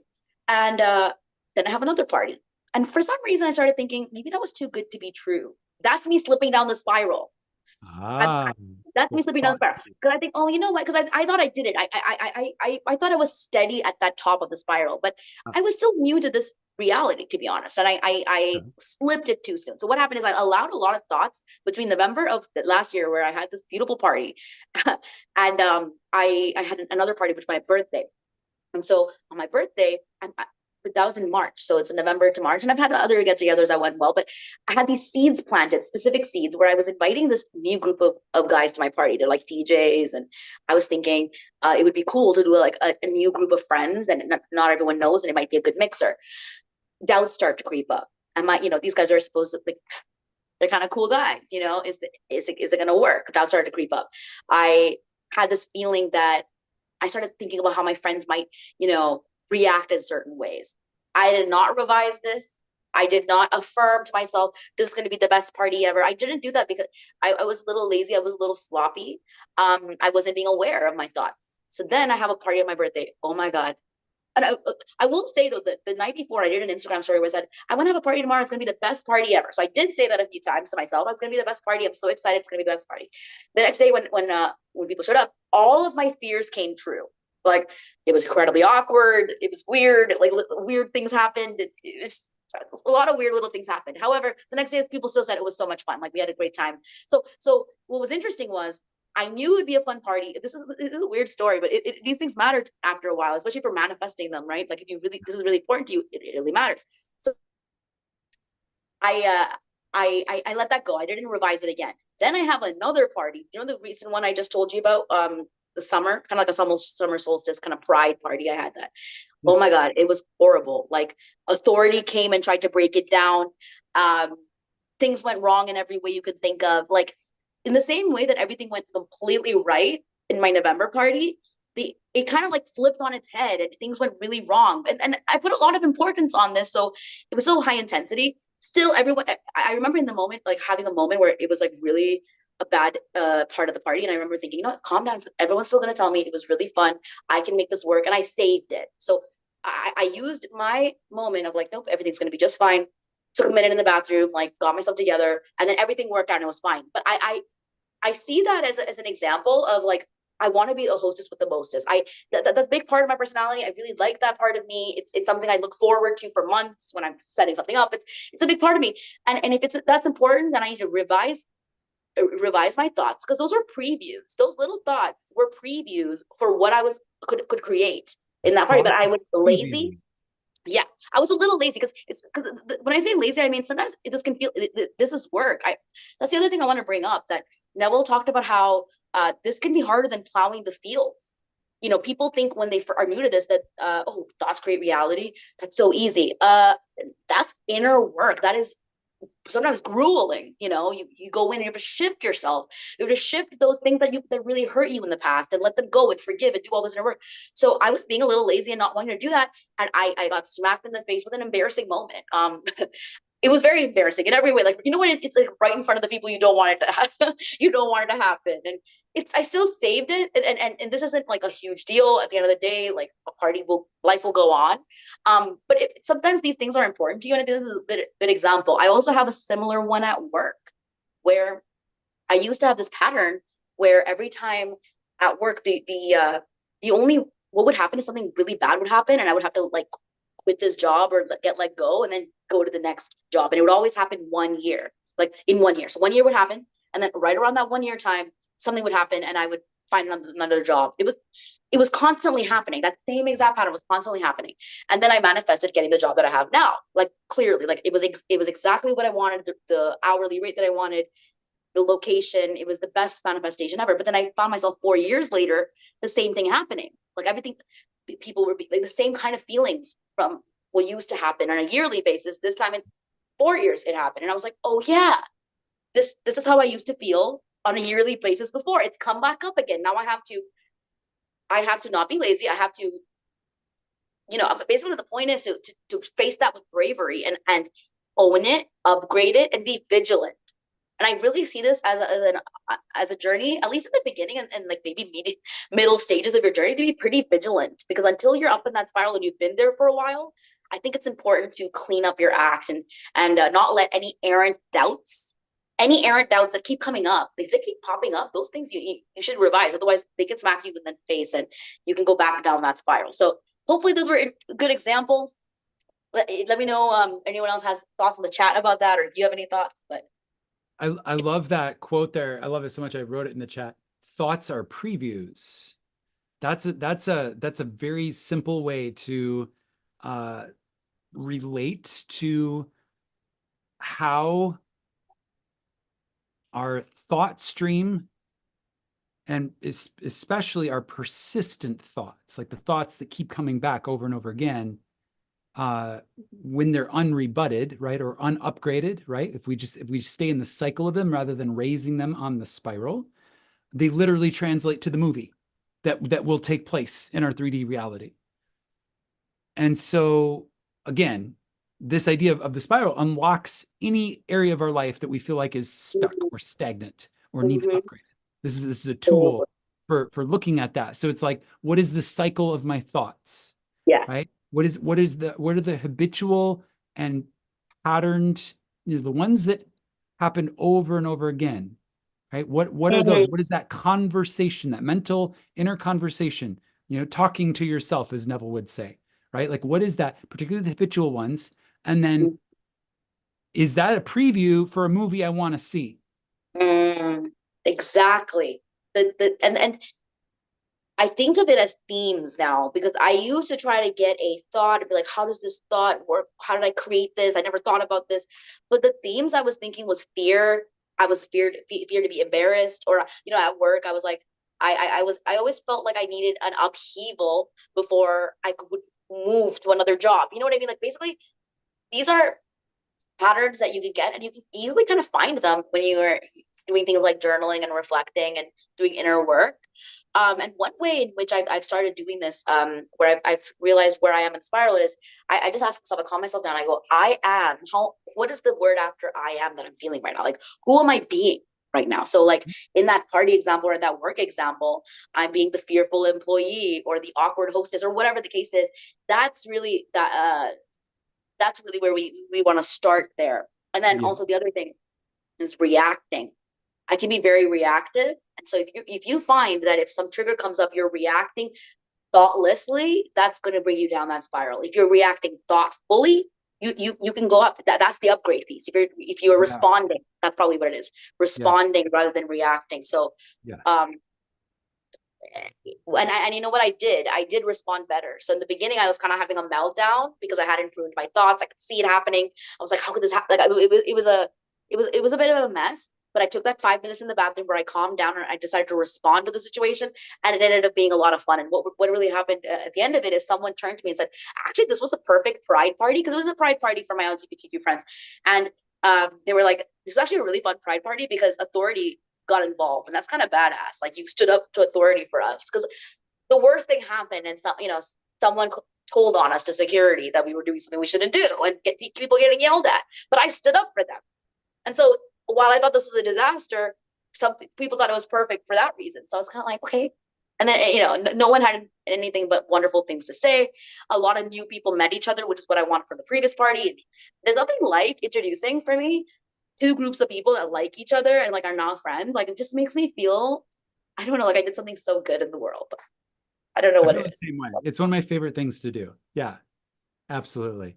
That's awesome. Yeah, no, that's, yeah. So I hope the chat can relate to what we're talking about here with the spiral and uh I think the key takeaway is what you were saying about thoughts are previews. So Mm, if it's not a movie that you want to see, you have to upgrade your thoughts. And by upgrading your thoughts, which really the point of that is to do exactly what you said. What is that word after I am that I'm mm, being right now? That's how you define like the state of the character that you're playing in this mm, moment. And then you're the author, right? It's funny you're talking about authority came, right? Author is mm. built right into that, right? So they're trying to write the story for you. That's You're like, true, no, no, no, actually. You I'm know the what? author. That is true. I have always had an issue with authority. I'm very rebellious and I don't like to do what I'm told. So, but the thing is, that this is the game of owning your authority. But Yes. it's kind of a delicate balance because actually, when you're reacting, let's say someone tries to take your authority away and you react, you've lost your authority already. If someone comes to you with, they try to be the authority and you respond thoughtfully, you're aware of your authority internally, you're in a way better place to assert your authority. That's another thing I learned. If someone's coming and saying, break up this party, guys, like blah blah blah, I'm reacting like, no, I actually we booked this, or whatever the case is. That is me acknowledging that they had the authority. But if I'm responding and saying, okay, let's figure this out, that is so much of a different error, and that's something that I learned there. And actually, it was a huge learning for me. And I wrote it all down after because I was like, why am I like, what even happened yesterday? Like, what happened? And things were going so left, and then it worked out. What happened there? It's like I actually learned how to keep my authority like in a graceful way. So actually, Awesome. another example of how journaling helped me kind of take an embarrassing moment, Yeah. and something out of it. It's built right into the language. React. In Sunday Mystery School, we're talking a lot about this idea of being the author and writing scenes, and then understanding that we're playing the part of the character who realizes that as the character, we are also the author, right? Which is like a unique storyline trope.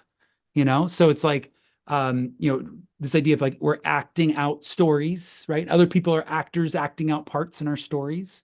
And then we're Mhm. writing the scenes, and then we're allowing the magic of the universe, right? The father in me to arrange everything and build bridges of incidents, right? So it's built right into the language. When you're reacting, you're now in someone else's authoring, and you're just being the actor. You're the character responding to their story, right? So it's like response. I don't really know how to break down that word, but it's definitely a different state. It just feels different, even the word Absolutely. Yeah, reacting. because to respond, I think someone told me recently, it's like think of like responding, you have a pause because I can be very, Okay. I think very fast. And so that's not, I'm not saying I think better than anyone, but sometimes like, some people who can relate, maybe they can relate to this, the racing thoughts, and that's not very helpful. So pausing and responding is important. Now, I'm curious from you, Josiah, like, have you ever had this situation where you could see yourself uh, being kind of pulled down the spiral on a certain pattern? Because like you're a person I look up to you in ways of self-actualizing, right?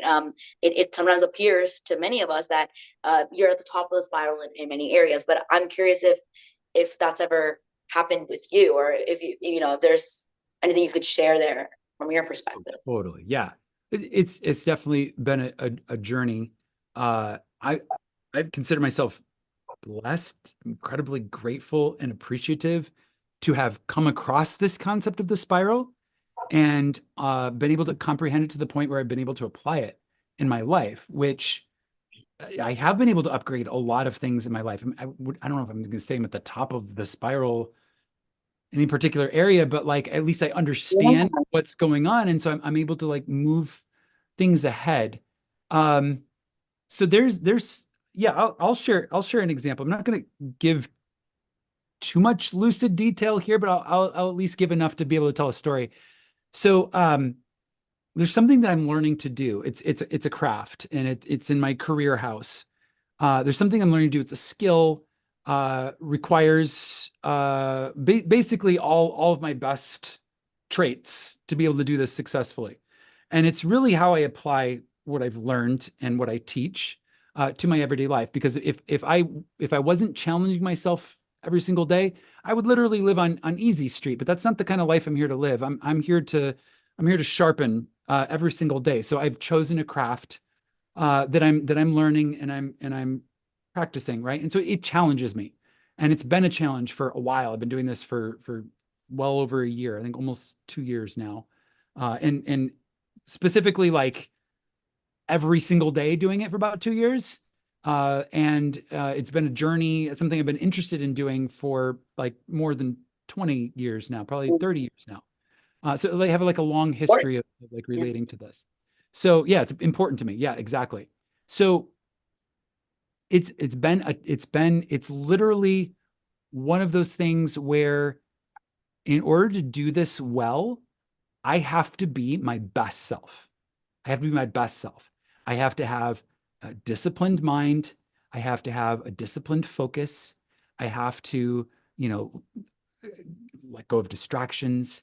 I have to use my brain, my intellect, my ability to use logic and analysis.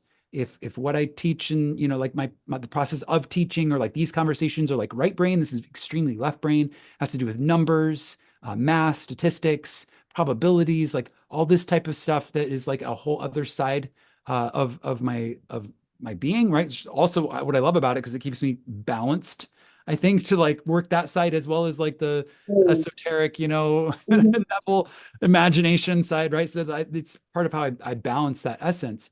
And quite honestly, it's been something that I've struggled with. I've been in states of struggle on that spiral, right? So like up and down, have ups and downs, right? Ups where I feel like I'm like getting it and everything's clicking, and then like my teacher will introduce a new concept and I'll feel like overwhelmed by it, and then I'm like slipping back down, right? So mhm, it's like I've caught myself. It's probably the area of my life the most where I've really recently mhm, been relating to this idea of the spiral. And so I noticed for myself exactly what we're talking about on this conversation, that thoughts are previews. So when I was telling myself, this is hard, I'm not a dumb person, but this makes me feel dumb. This is a thought that I had. I was like, I know I'm not a dumb person, mhm, but how hard this is makes me feel dumb. And that was a thought that I was having, right? And I wonder if I'll be able to ultimately be successful. Okay, do you see the huge gap even in that thought, right? Will I be able to be successful? That's literally putting success over here and saying, "Oh, I'm here," which is like betraying, right? Or like confessing that I'm not successful, right? These are mhm, thoughts that were mhm, going through my mind until I was able to catch them, capture them, and be like, "Whoa, whoa, whoa, whoa, whoa, whoa, whoa. Hold mhm, on. Those thoughts are previews for a movie I don't want to see. I'm not here to be on the struggle bus in this area of my life. Yes, I'm here because, this is a practice of mastery, right? And it's a way for me to literally be my best self, but I'm not here to be on the struggle. Like struggle is a state of mind, right? Struggle is a choice, right? Challenges happen, but struggle is a choice. Okay. So I'm aware of that. So I had to catch that in myself and change the record of my self talk. So instead, mhm, what I started to tell myself is, I'm really good at this. Like I am really good at this. Not in a this is an important distinction. This is not in an egotistical way. This is not in a cocky way. This is not a, inflate your chest, throw your shoulders back. I'm really freaking good at this thing, right? No, this is I have done the work. I have put in the time. I come back, I practice every single day. I am on the path of mastery of my imagination. I know who I am in the royal sense, and I'm choosing to apply all of that to this. Yes, I am good at this. I started planting those seeds instead of those other ones, right? And not mhm, will I ever be successful? It's I am successful at this. I am successful on this now. And not just this is an important distinction, not in a, you know, um, I'm lying to myself, it's literally like, what is my definition of success? Adjusting that, right? Which is everything I just said, coming back every single day, applying the focus and the discipline, being my best self, remaining aware of who I am in the royal sense, right?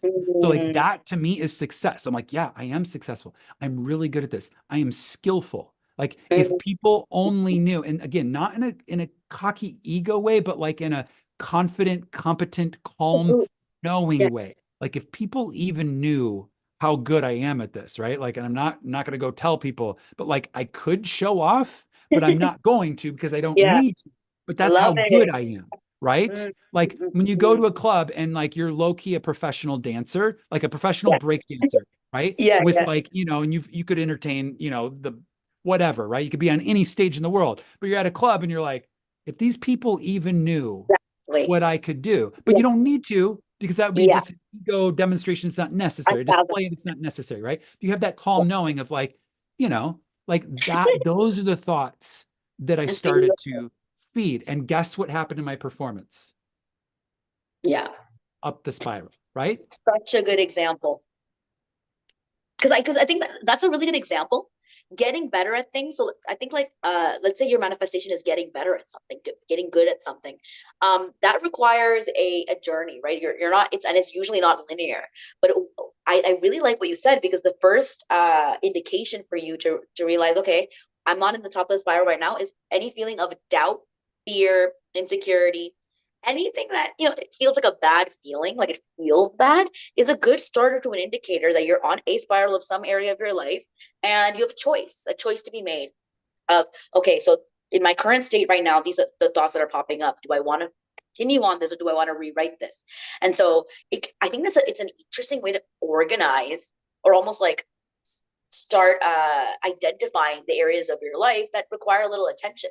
Because like I keep saying, sometimes we come to this journey for one or two desires and we think that's all that's what's most important, and you judge all of your success on getting those desires, and the mastery over those. But if there's all these different areas of life that you're not really at the top, you're kind of in the middle and you're going down, how are you going to develop that confidence? How are you going to develop that awareness? And so that's a really good example because it's like about skills mastery, and then you can also measure that. You can see that reminds me of a way that I used this because I really like the game Jeopardy, and I like to like it makes me feel good when I get a lot of answers in Jeopardy. I gotta Yeah. say that's one of my favorite feelings, right? Just knowing a lot of stuff. So my brother Yeah. is very smart. My dad is incredibly intelligent. So it's a very competitive household when we watch Jeopardy. And there was like a few days in which I wasn't getting the answers. I wasn't getting the most answers, and I was like telling myself, nope, I actually get all the answers. I get all the answers. The momentum of that took a few days. There was still this 2 days or so where I was like this. Now I would write up that spiral. And I think that's a fun example because you can test that on like things that you don't have that much attachment to. You start seeing, oh, I'm a little doubtful about myself in this silly area, like, getting a parking spot, things like that. If you test it in those areas more and more, you get to see how it works. And there's many areas where I'm at the top of the spiral and it's not an issue anymore because I've cleaned that area up enough. So Yeah. that's a really good one. Thank you for sharing. I know um, I know that you are a very deeply intelligent person, so it's kind of amazing to I appreciate you being honest about some areas in which it is a challenge. Absolutely. Yeah, I think this is a very practical and useful conversation. There's been a lot going on in the chat here. I'm going to pivot and kind of take a look Yeah. just to see. I feel like I missed the whole conversation. There's like a lot going on. I think there's like a side conversation happening in the chat, but let's see here. Um,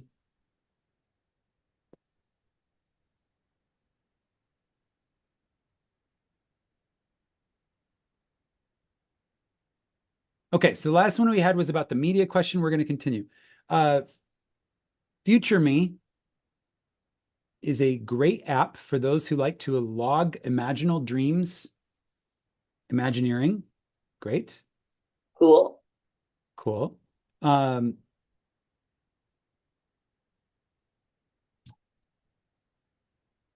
Nothing ever came true for me after writing it down.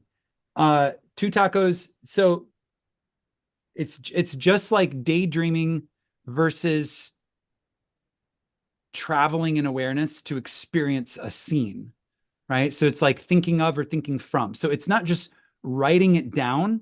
You have to write it down in a way that impresses the subconscious. That's the whole point. I'm going to share a brief story as a analogy to, or an illustration of this. So there is this gentleman who began writing a graphic novel. His whole idea is he felt like he was kind of nerdy and not very attractive to women and like not very confident in himself. And he just like saw a lot of like these like kind of diminished character traits in himself. And so he was like, you know what? I'm gonna write I'm gonna create a graphic novel, like a comic book type thing. And he's like, but I'm gonna make an alter ego version of myself, and I'm gonna write like this imaginary story of what, you know, someone who had these who was me but had these other traits, like the life that they would live. Right. So he started doing this, and because you can see even the way I set up the story, right? You can see the link to the subconscious. He's like, this is me, but with different traits. This is the experiences that me with different traits is having. Okay. So the subconscious is like, okay, this is me, right? Because traits are changeable, right? So he starts writing this graphic novel. And you know, this character, this, you know, alter ego self was kind of like a superhero type guy, sort of. But you know, he's like very, very like finesse, like great with the ladies, you know, like, you know, doing all these, you know, amazing things. Or he's like this series, he's just like writing, you know, these stories. And then he started to notice that the things that was happening to his alter ego started to happen to him in his life. And he initially just kind of wrote it off like, oh, that's a funny coincidence, until he wrote into the story that his character got into an accident and wound up in the hospital with a punctured lung. About 2 weeks later, he got in an accident and he wound up in the hospital with a punctured lung. And he stopped looking at it like just a story that he was telling. And he started to realize that he was actually prophesying for his life, because he had that connection to his subconscious mind. So it woke him up. He woke up, like when he landed in the hospital, he woke up and he was like, oh my God, I'm literally scripting for my life through this process. So there's you can just write story, right? Because like I write fiction. I used to write fiction stories, right? Did that stuff come true? No, it was just a daydream, right? But when you're thinking, when you're writing in a play, like you have to do it the right way. You have to do it as the author. So don't say that just because you're writing it down, like it doesn't work. Like there's a chance that it will work for you, but there's a fluency and an expertise. Is that the right word? A fluency, like a process, like a way going about this, right? Yeah. I think too that's an assumption that commenter said, that nothing I ever write down comes true for me is an assumption. So what you can do, I've had this happen before, is I would write a bunch of stuff that did come true. So today, what happened today? And I would write. So I've written down stuff that came true. So I wrote down stuff that is true, and I keep writing that down. It was true, and you have this feeling of truism, and then I would embed an imaginal act within facts that are already true, because called you the right now. Trojan horse. Yeah. The Trojan horse. Yep. That's kind of this cool. this happened, but that's like a revision statement, right? This happened. You're in again. You said it so perfectly. You're in the trueness.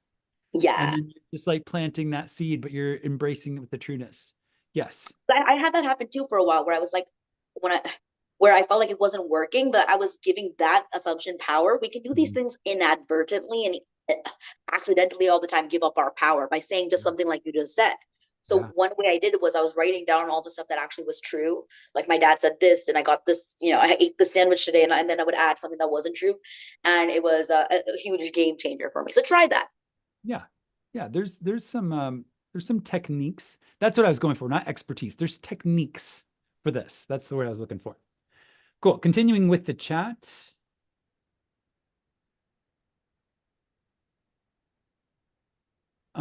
I've had seasons where it was super easy to be in the state of the wish fulfilled, but in some seasons I have to be extra intentional about it and practice deliberately. I think that's most of us can relate with that, Elena.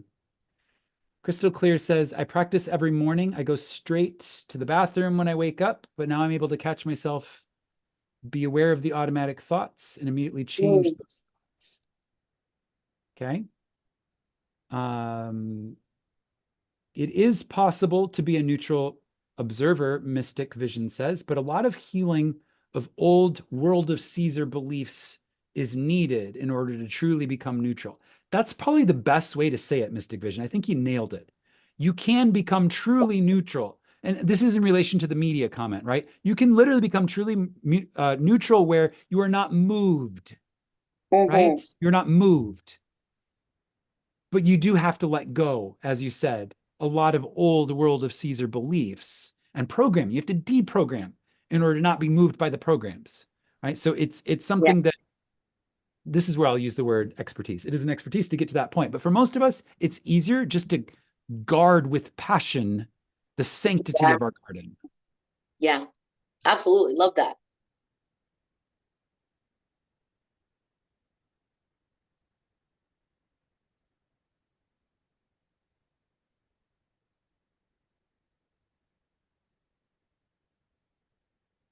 Yeah, as Carrie says, you can be a neutral observer if you are practiced in it, but it's wise to limit the information that's fighting for your attention.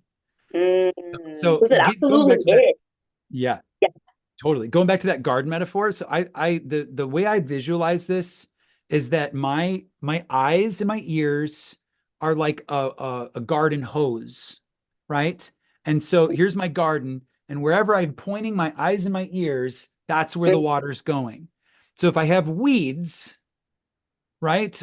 Weeds, like images, ideas that I don't want to grow, and I put my attention on it, I'm watering it to help it grow faster. Okay. So that's not what we want to do. Instead, we want to go ahead and take that water back, take the hose back, and focus our eyes and our ears, our watering hose, on beautiful things that we want to see grow more of in our garden.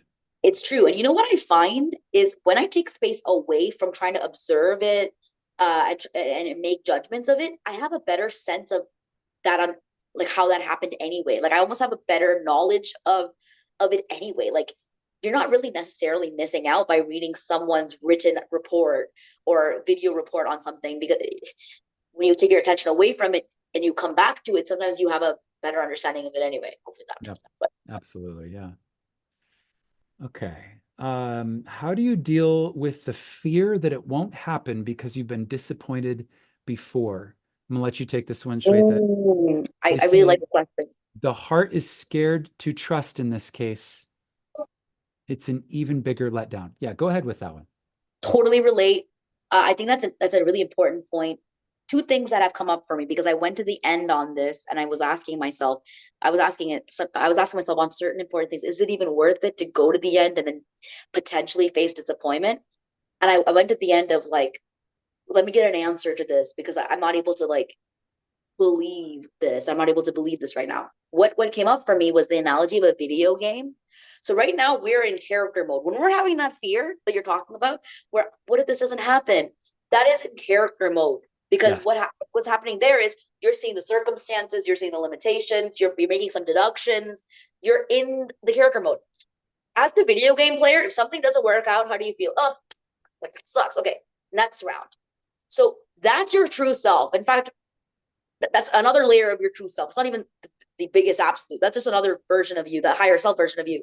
So that version of you is not worried. I mean, yeah, maybe in this round you didn't get it. You can learn again for next time. I want us just that I had that analogy kind of like pop into my mind as a reminder of the person of being the video game player mode more, because you thinking, oh, but I imagined this and it didn't come true. That is so in the story that it's like a really small version of us that we think. But if Mm-hmm. you're in the video game player mode, you say, oh, I just learned something new, and the next time I play this game, I'll get it. So that's what I got out of that, because that disappointment is real. When you're in character mode, it feels so real, and it feels like, how can I ever do this again? How can I ever create again? I'm terrified to be disappointed. But from a broader perspective, that's just one part of the game. You have so many more chances in so many other areas, and you learn, you grow, and you go back up that spiral, it'll be a whole other Yeah, challenge coming your way, So that's beautiful. Yeah. Yeah. I'm hearing another way of saying that would be when in doubt, zoom out, right? Zoom I love out. that. Yeah. Zoom out and Attachment. Yeah. Go ahead. sorry. I just wanted to say that I also think that we have a desire we have such an attachment to a specific circumstance to feel happy. That Yeah. is a very disempowered way, and not an indication that you're thinking from the right identity yet. So Mm. that's an indication that you're not necessarily thinking from that identity, because that is coming from the old state. So Mm. and it is a risk though. it is a risk, it is brave, but this path is not for the faint of heart, but you're here. You're already here. So Yeah, there's no going back. You're here. no. Yeah, totally. Yeah. Awesome. Thank you for that illumination, Shweta. And there was a lot of chat activity around that as well. So Okay. SQM got a lot of answers and responses to that. So that's beautiful. Awesome.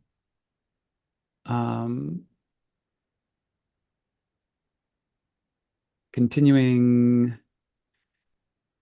Josiah, you mentioned the end of day app you use to log your days. What's the name of the app? It was answered in the chat by my partner, Carrie, but I'll say it just so anyone who's listening can hear it. The app I have been using for years now is called Daylio, Daylio. And I only mention it because I've been using it for years and it works great for its purpose. So look into it.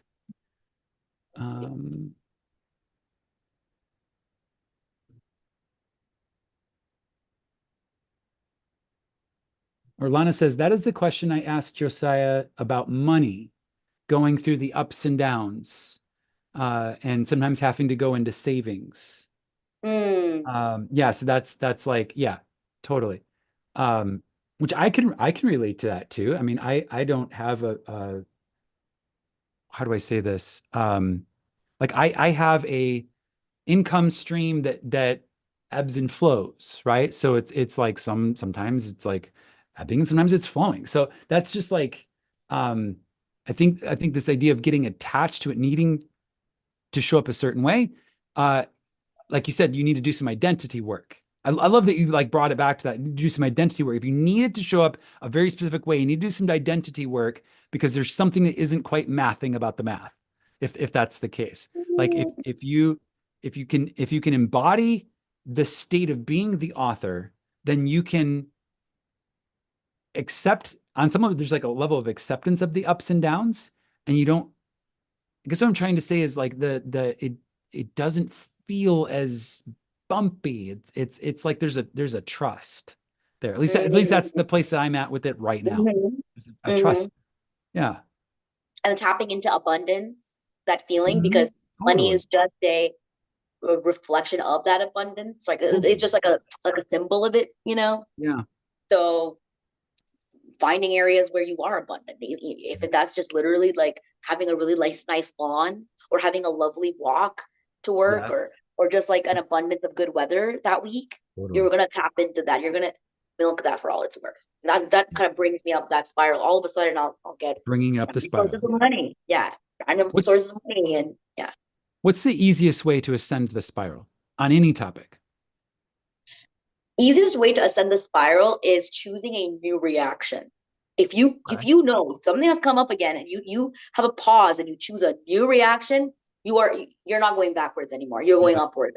Hopefully that new reaction is a positive reaction. But I actually think even any new reaction, let's say you're really sad about something, you get depressed about something easily. Maybe next time get angry. Say, actually, no, I'm tired of feeling like this. No, have a different reaction. I think is an easy way to shake out of that, because the downward spiral usually happens when I let the old state take over. All of a sudden, my old thoughts have come over.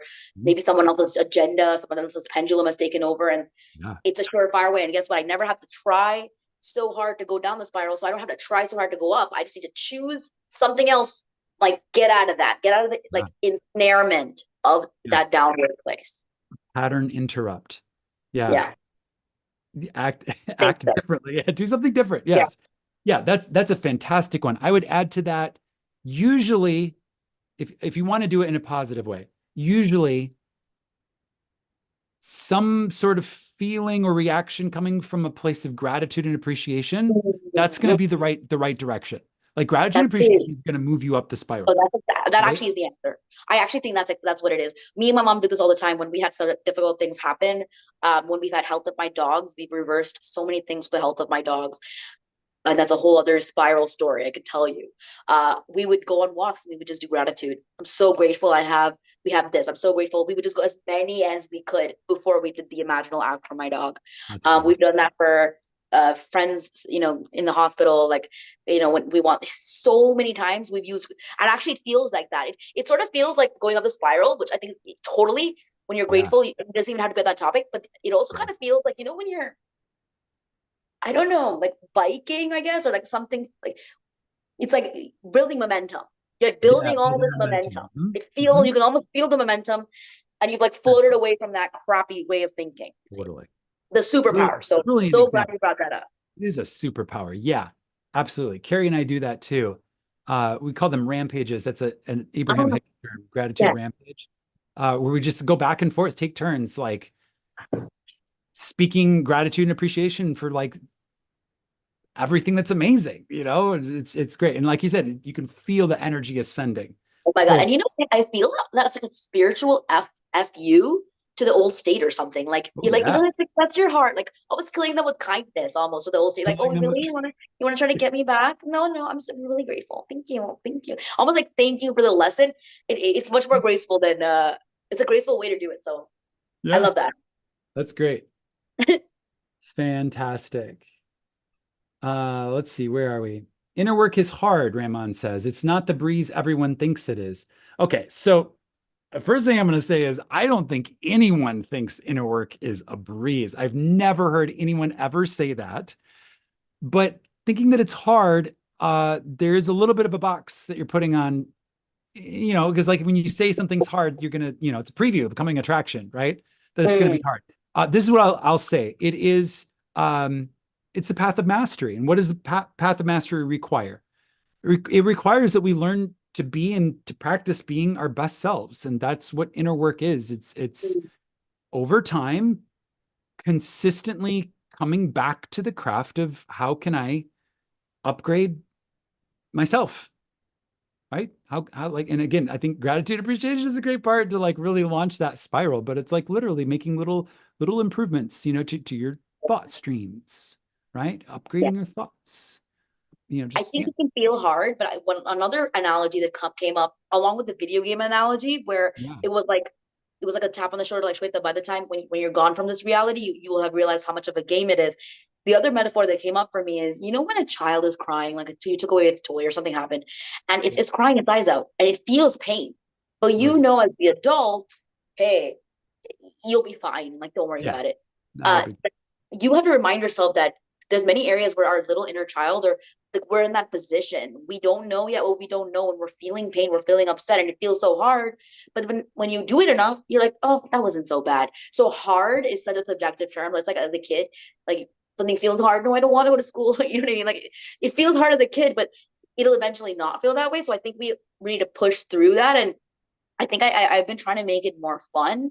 But the reason I think I find it hard, the hard part is like letting go of that old identity because it had a life, it wants to survive.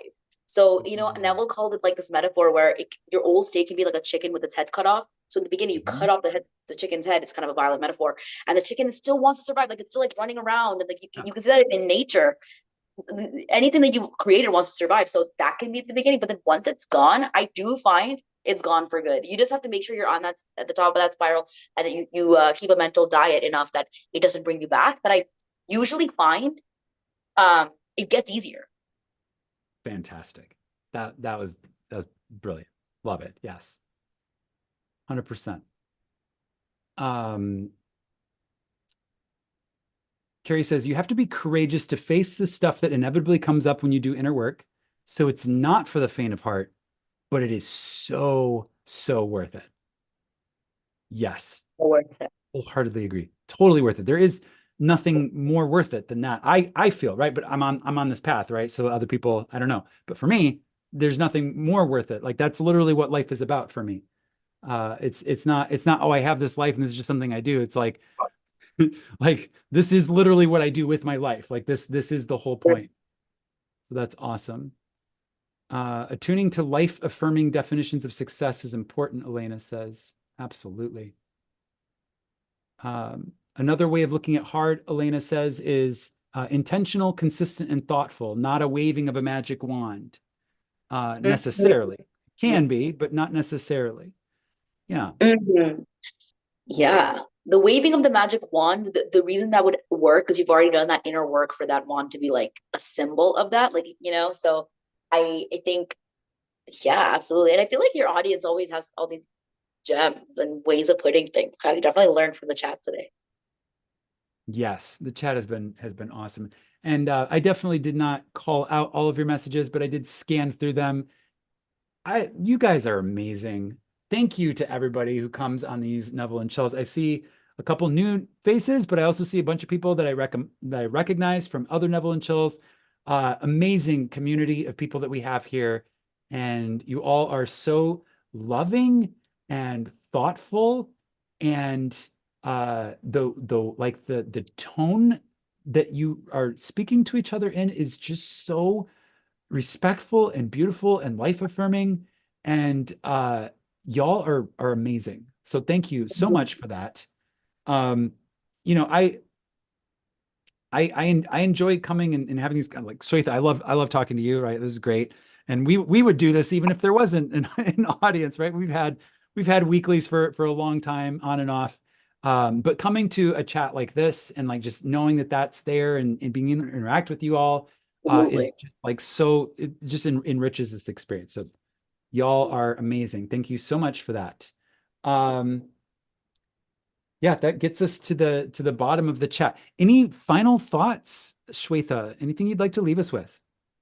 Yeah, I want to say that this, like I said, this journey is not for the faint of heart, and reason and logic are not necessarily your friend in this. Reason and logic are a tool in your toolbox in reality, but on the journey of figuring out who you are, it can be a detriment. So I would remind yourself this is a long journey, like this is a long game.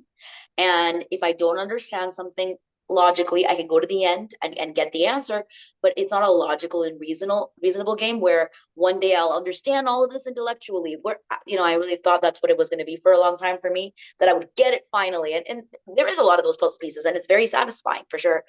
But I allow myself the grace of trying, even if I'm worried to be disappointed, pushing myself forward, even if I don't know what's going to happen. Going up that spiral, even if it's scary, I'm pushing myself to do that. And I'm also pushing myself to allow myself like some grace when I have a fearful thought or a fearful moment, because I have the rest of my life to practice this. Because what you said earlier around, hey, it's the most important thing to me. I don't know if it's the most important thing to anyone, but being on this journey of figuring out who we truly are is really important to me. It needs to become important to everyone, because I believe and Neville would say this, that we keep coming back here. Keep coming back here until we remember who we are. So it's like the video game analogy again, where even if in this life you meander and you decide that it's not for you and you go along with the plan, you go along with you go along with what the external world tells you and continue to be in slumber, come right back again. It's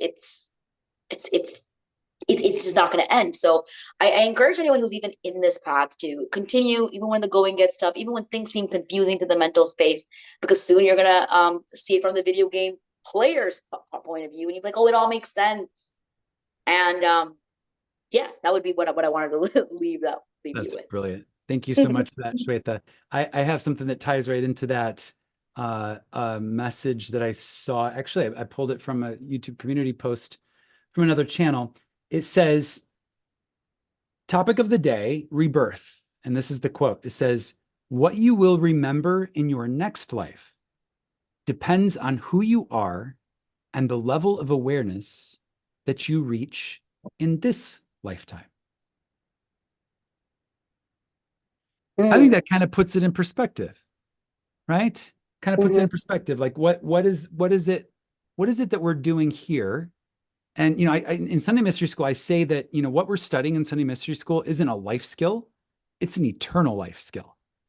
Because this is something that we're not just going to use while we're in human bodies. This is something we're going to use anywhere our soul decides to incarnate, right? Because this is the state of authorship, and so we can literally write anything, which really I feel just puts it in a beautiful perspective. 100%. I completely relate, understand that. I had one of my loved ones last year, it's been a year anniversary now past, and I Mhm. had an experience of, but my imaginal act didn't come true with him. And then I had a dream, and several dreams since then, where I heard him almost more real than when I talked to him in person. It was Yep. and the imaginal act for him came true in my dream. And it was very satisfying in a way that I wouldn't have expected it to, because I would have told myself, if I didn't allow this to happen, if I didn't allow the dream to come through, if I didn't continue to imagine that I could still have this experience, I would have told myself, there's no more chances to experiences with this man. In my dream, I experienced my imaginal act even post his passing.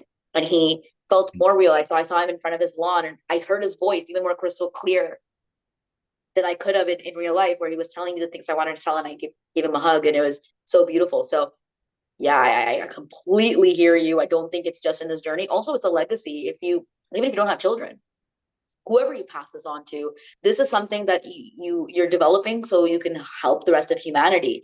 I've Yes. noticed, and I want to leave you with this. My most practical and thoughtful friend, practical friend, sorry, I could, who's like incredibly atheistic and incredibly intelligent, but in the reason and logic realm, recently sent me a message saying, Shweta, do you think you could visualize this for me? I Yes, I do kind of believe, haha, that you have magical powers.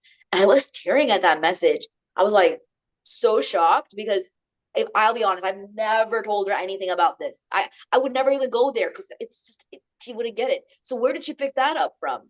I was like, haha, okay, yeah, I'll visualize for you.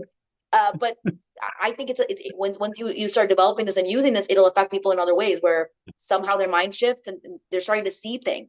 They're starting Yes. to see things within you. So it's a long game, keep coming to these kind of community things. I'm going to be there this Sunday. I want to listen. I want to be part of Sunday Mystery School. I'll catch up on this stuff. It's another way to clear up the mental diet. So thank you again for inviting me for this beautiful chat. Thank you so much for coming on and sharing your wisdom with us, Shweta. It's always a pleasure. And I'll let you go with that. I hope you have a wonderful evening. Thank you to everybody in the chat. Y'all, like I said, y'all are awesome. Are investing in our future alien reincarnations, Elena says. Yeah, pretty much. That's it. Absolutely. Awesome. All right. Have a wonderful evening, everybody. And we will see you for Sunday Mystery School this Sunday, episode 10, continuing with lesson 2 of Neville's original masterclass. It's the best, most nutritious breakfast you could have on a Sunday. So come and join us, and we'll see you there. All right. Till next time, imagine wisely, my friends, and we'll see you in the next.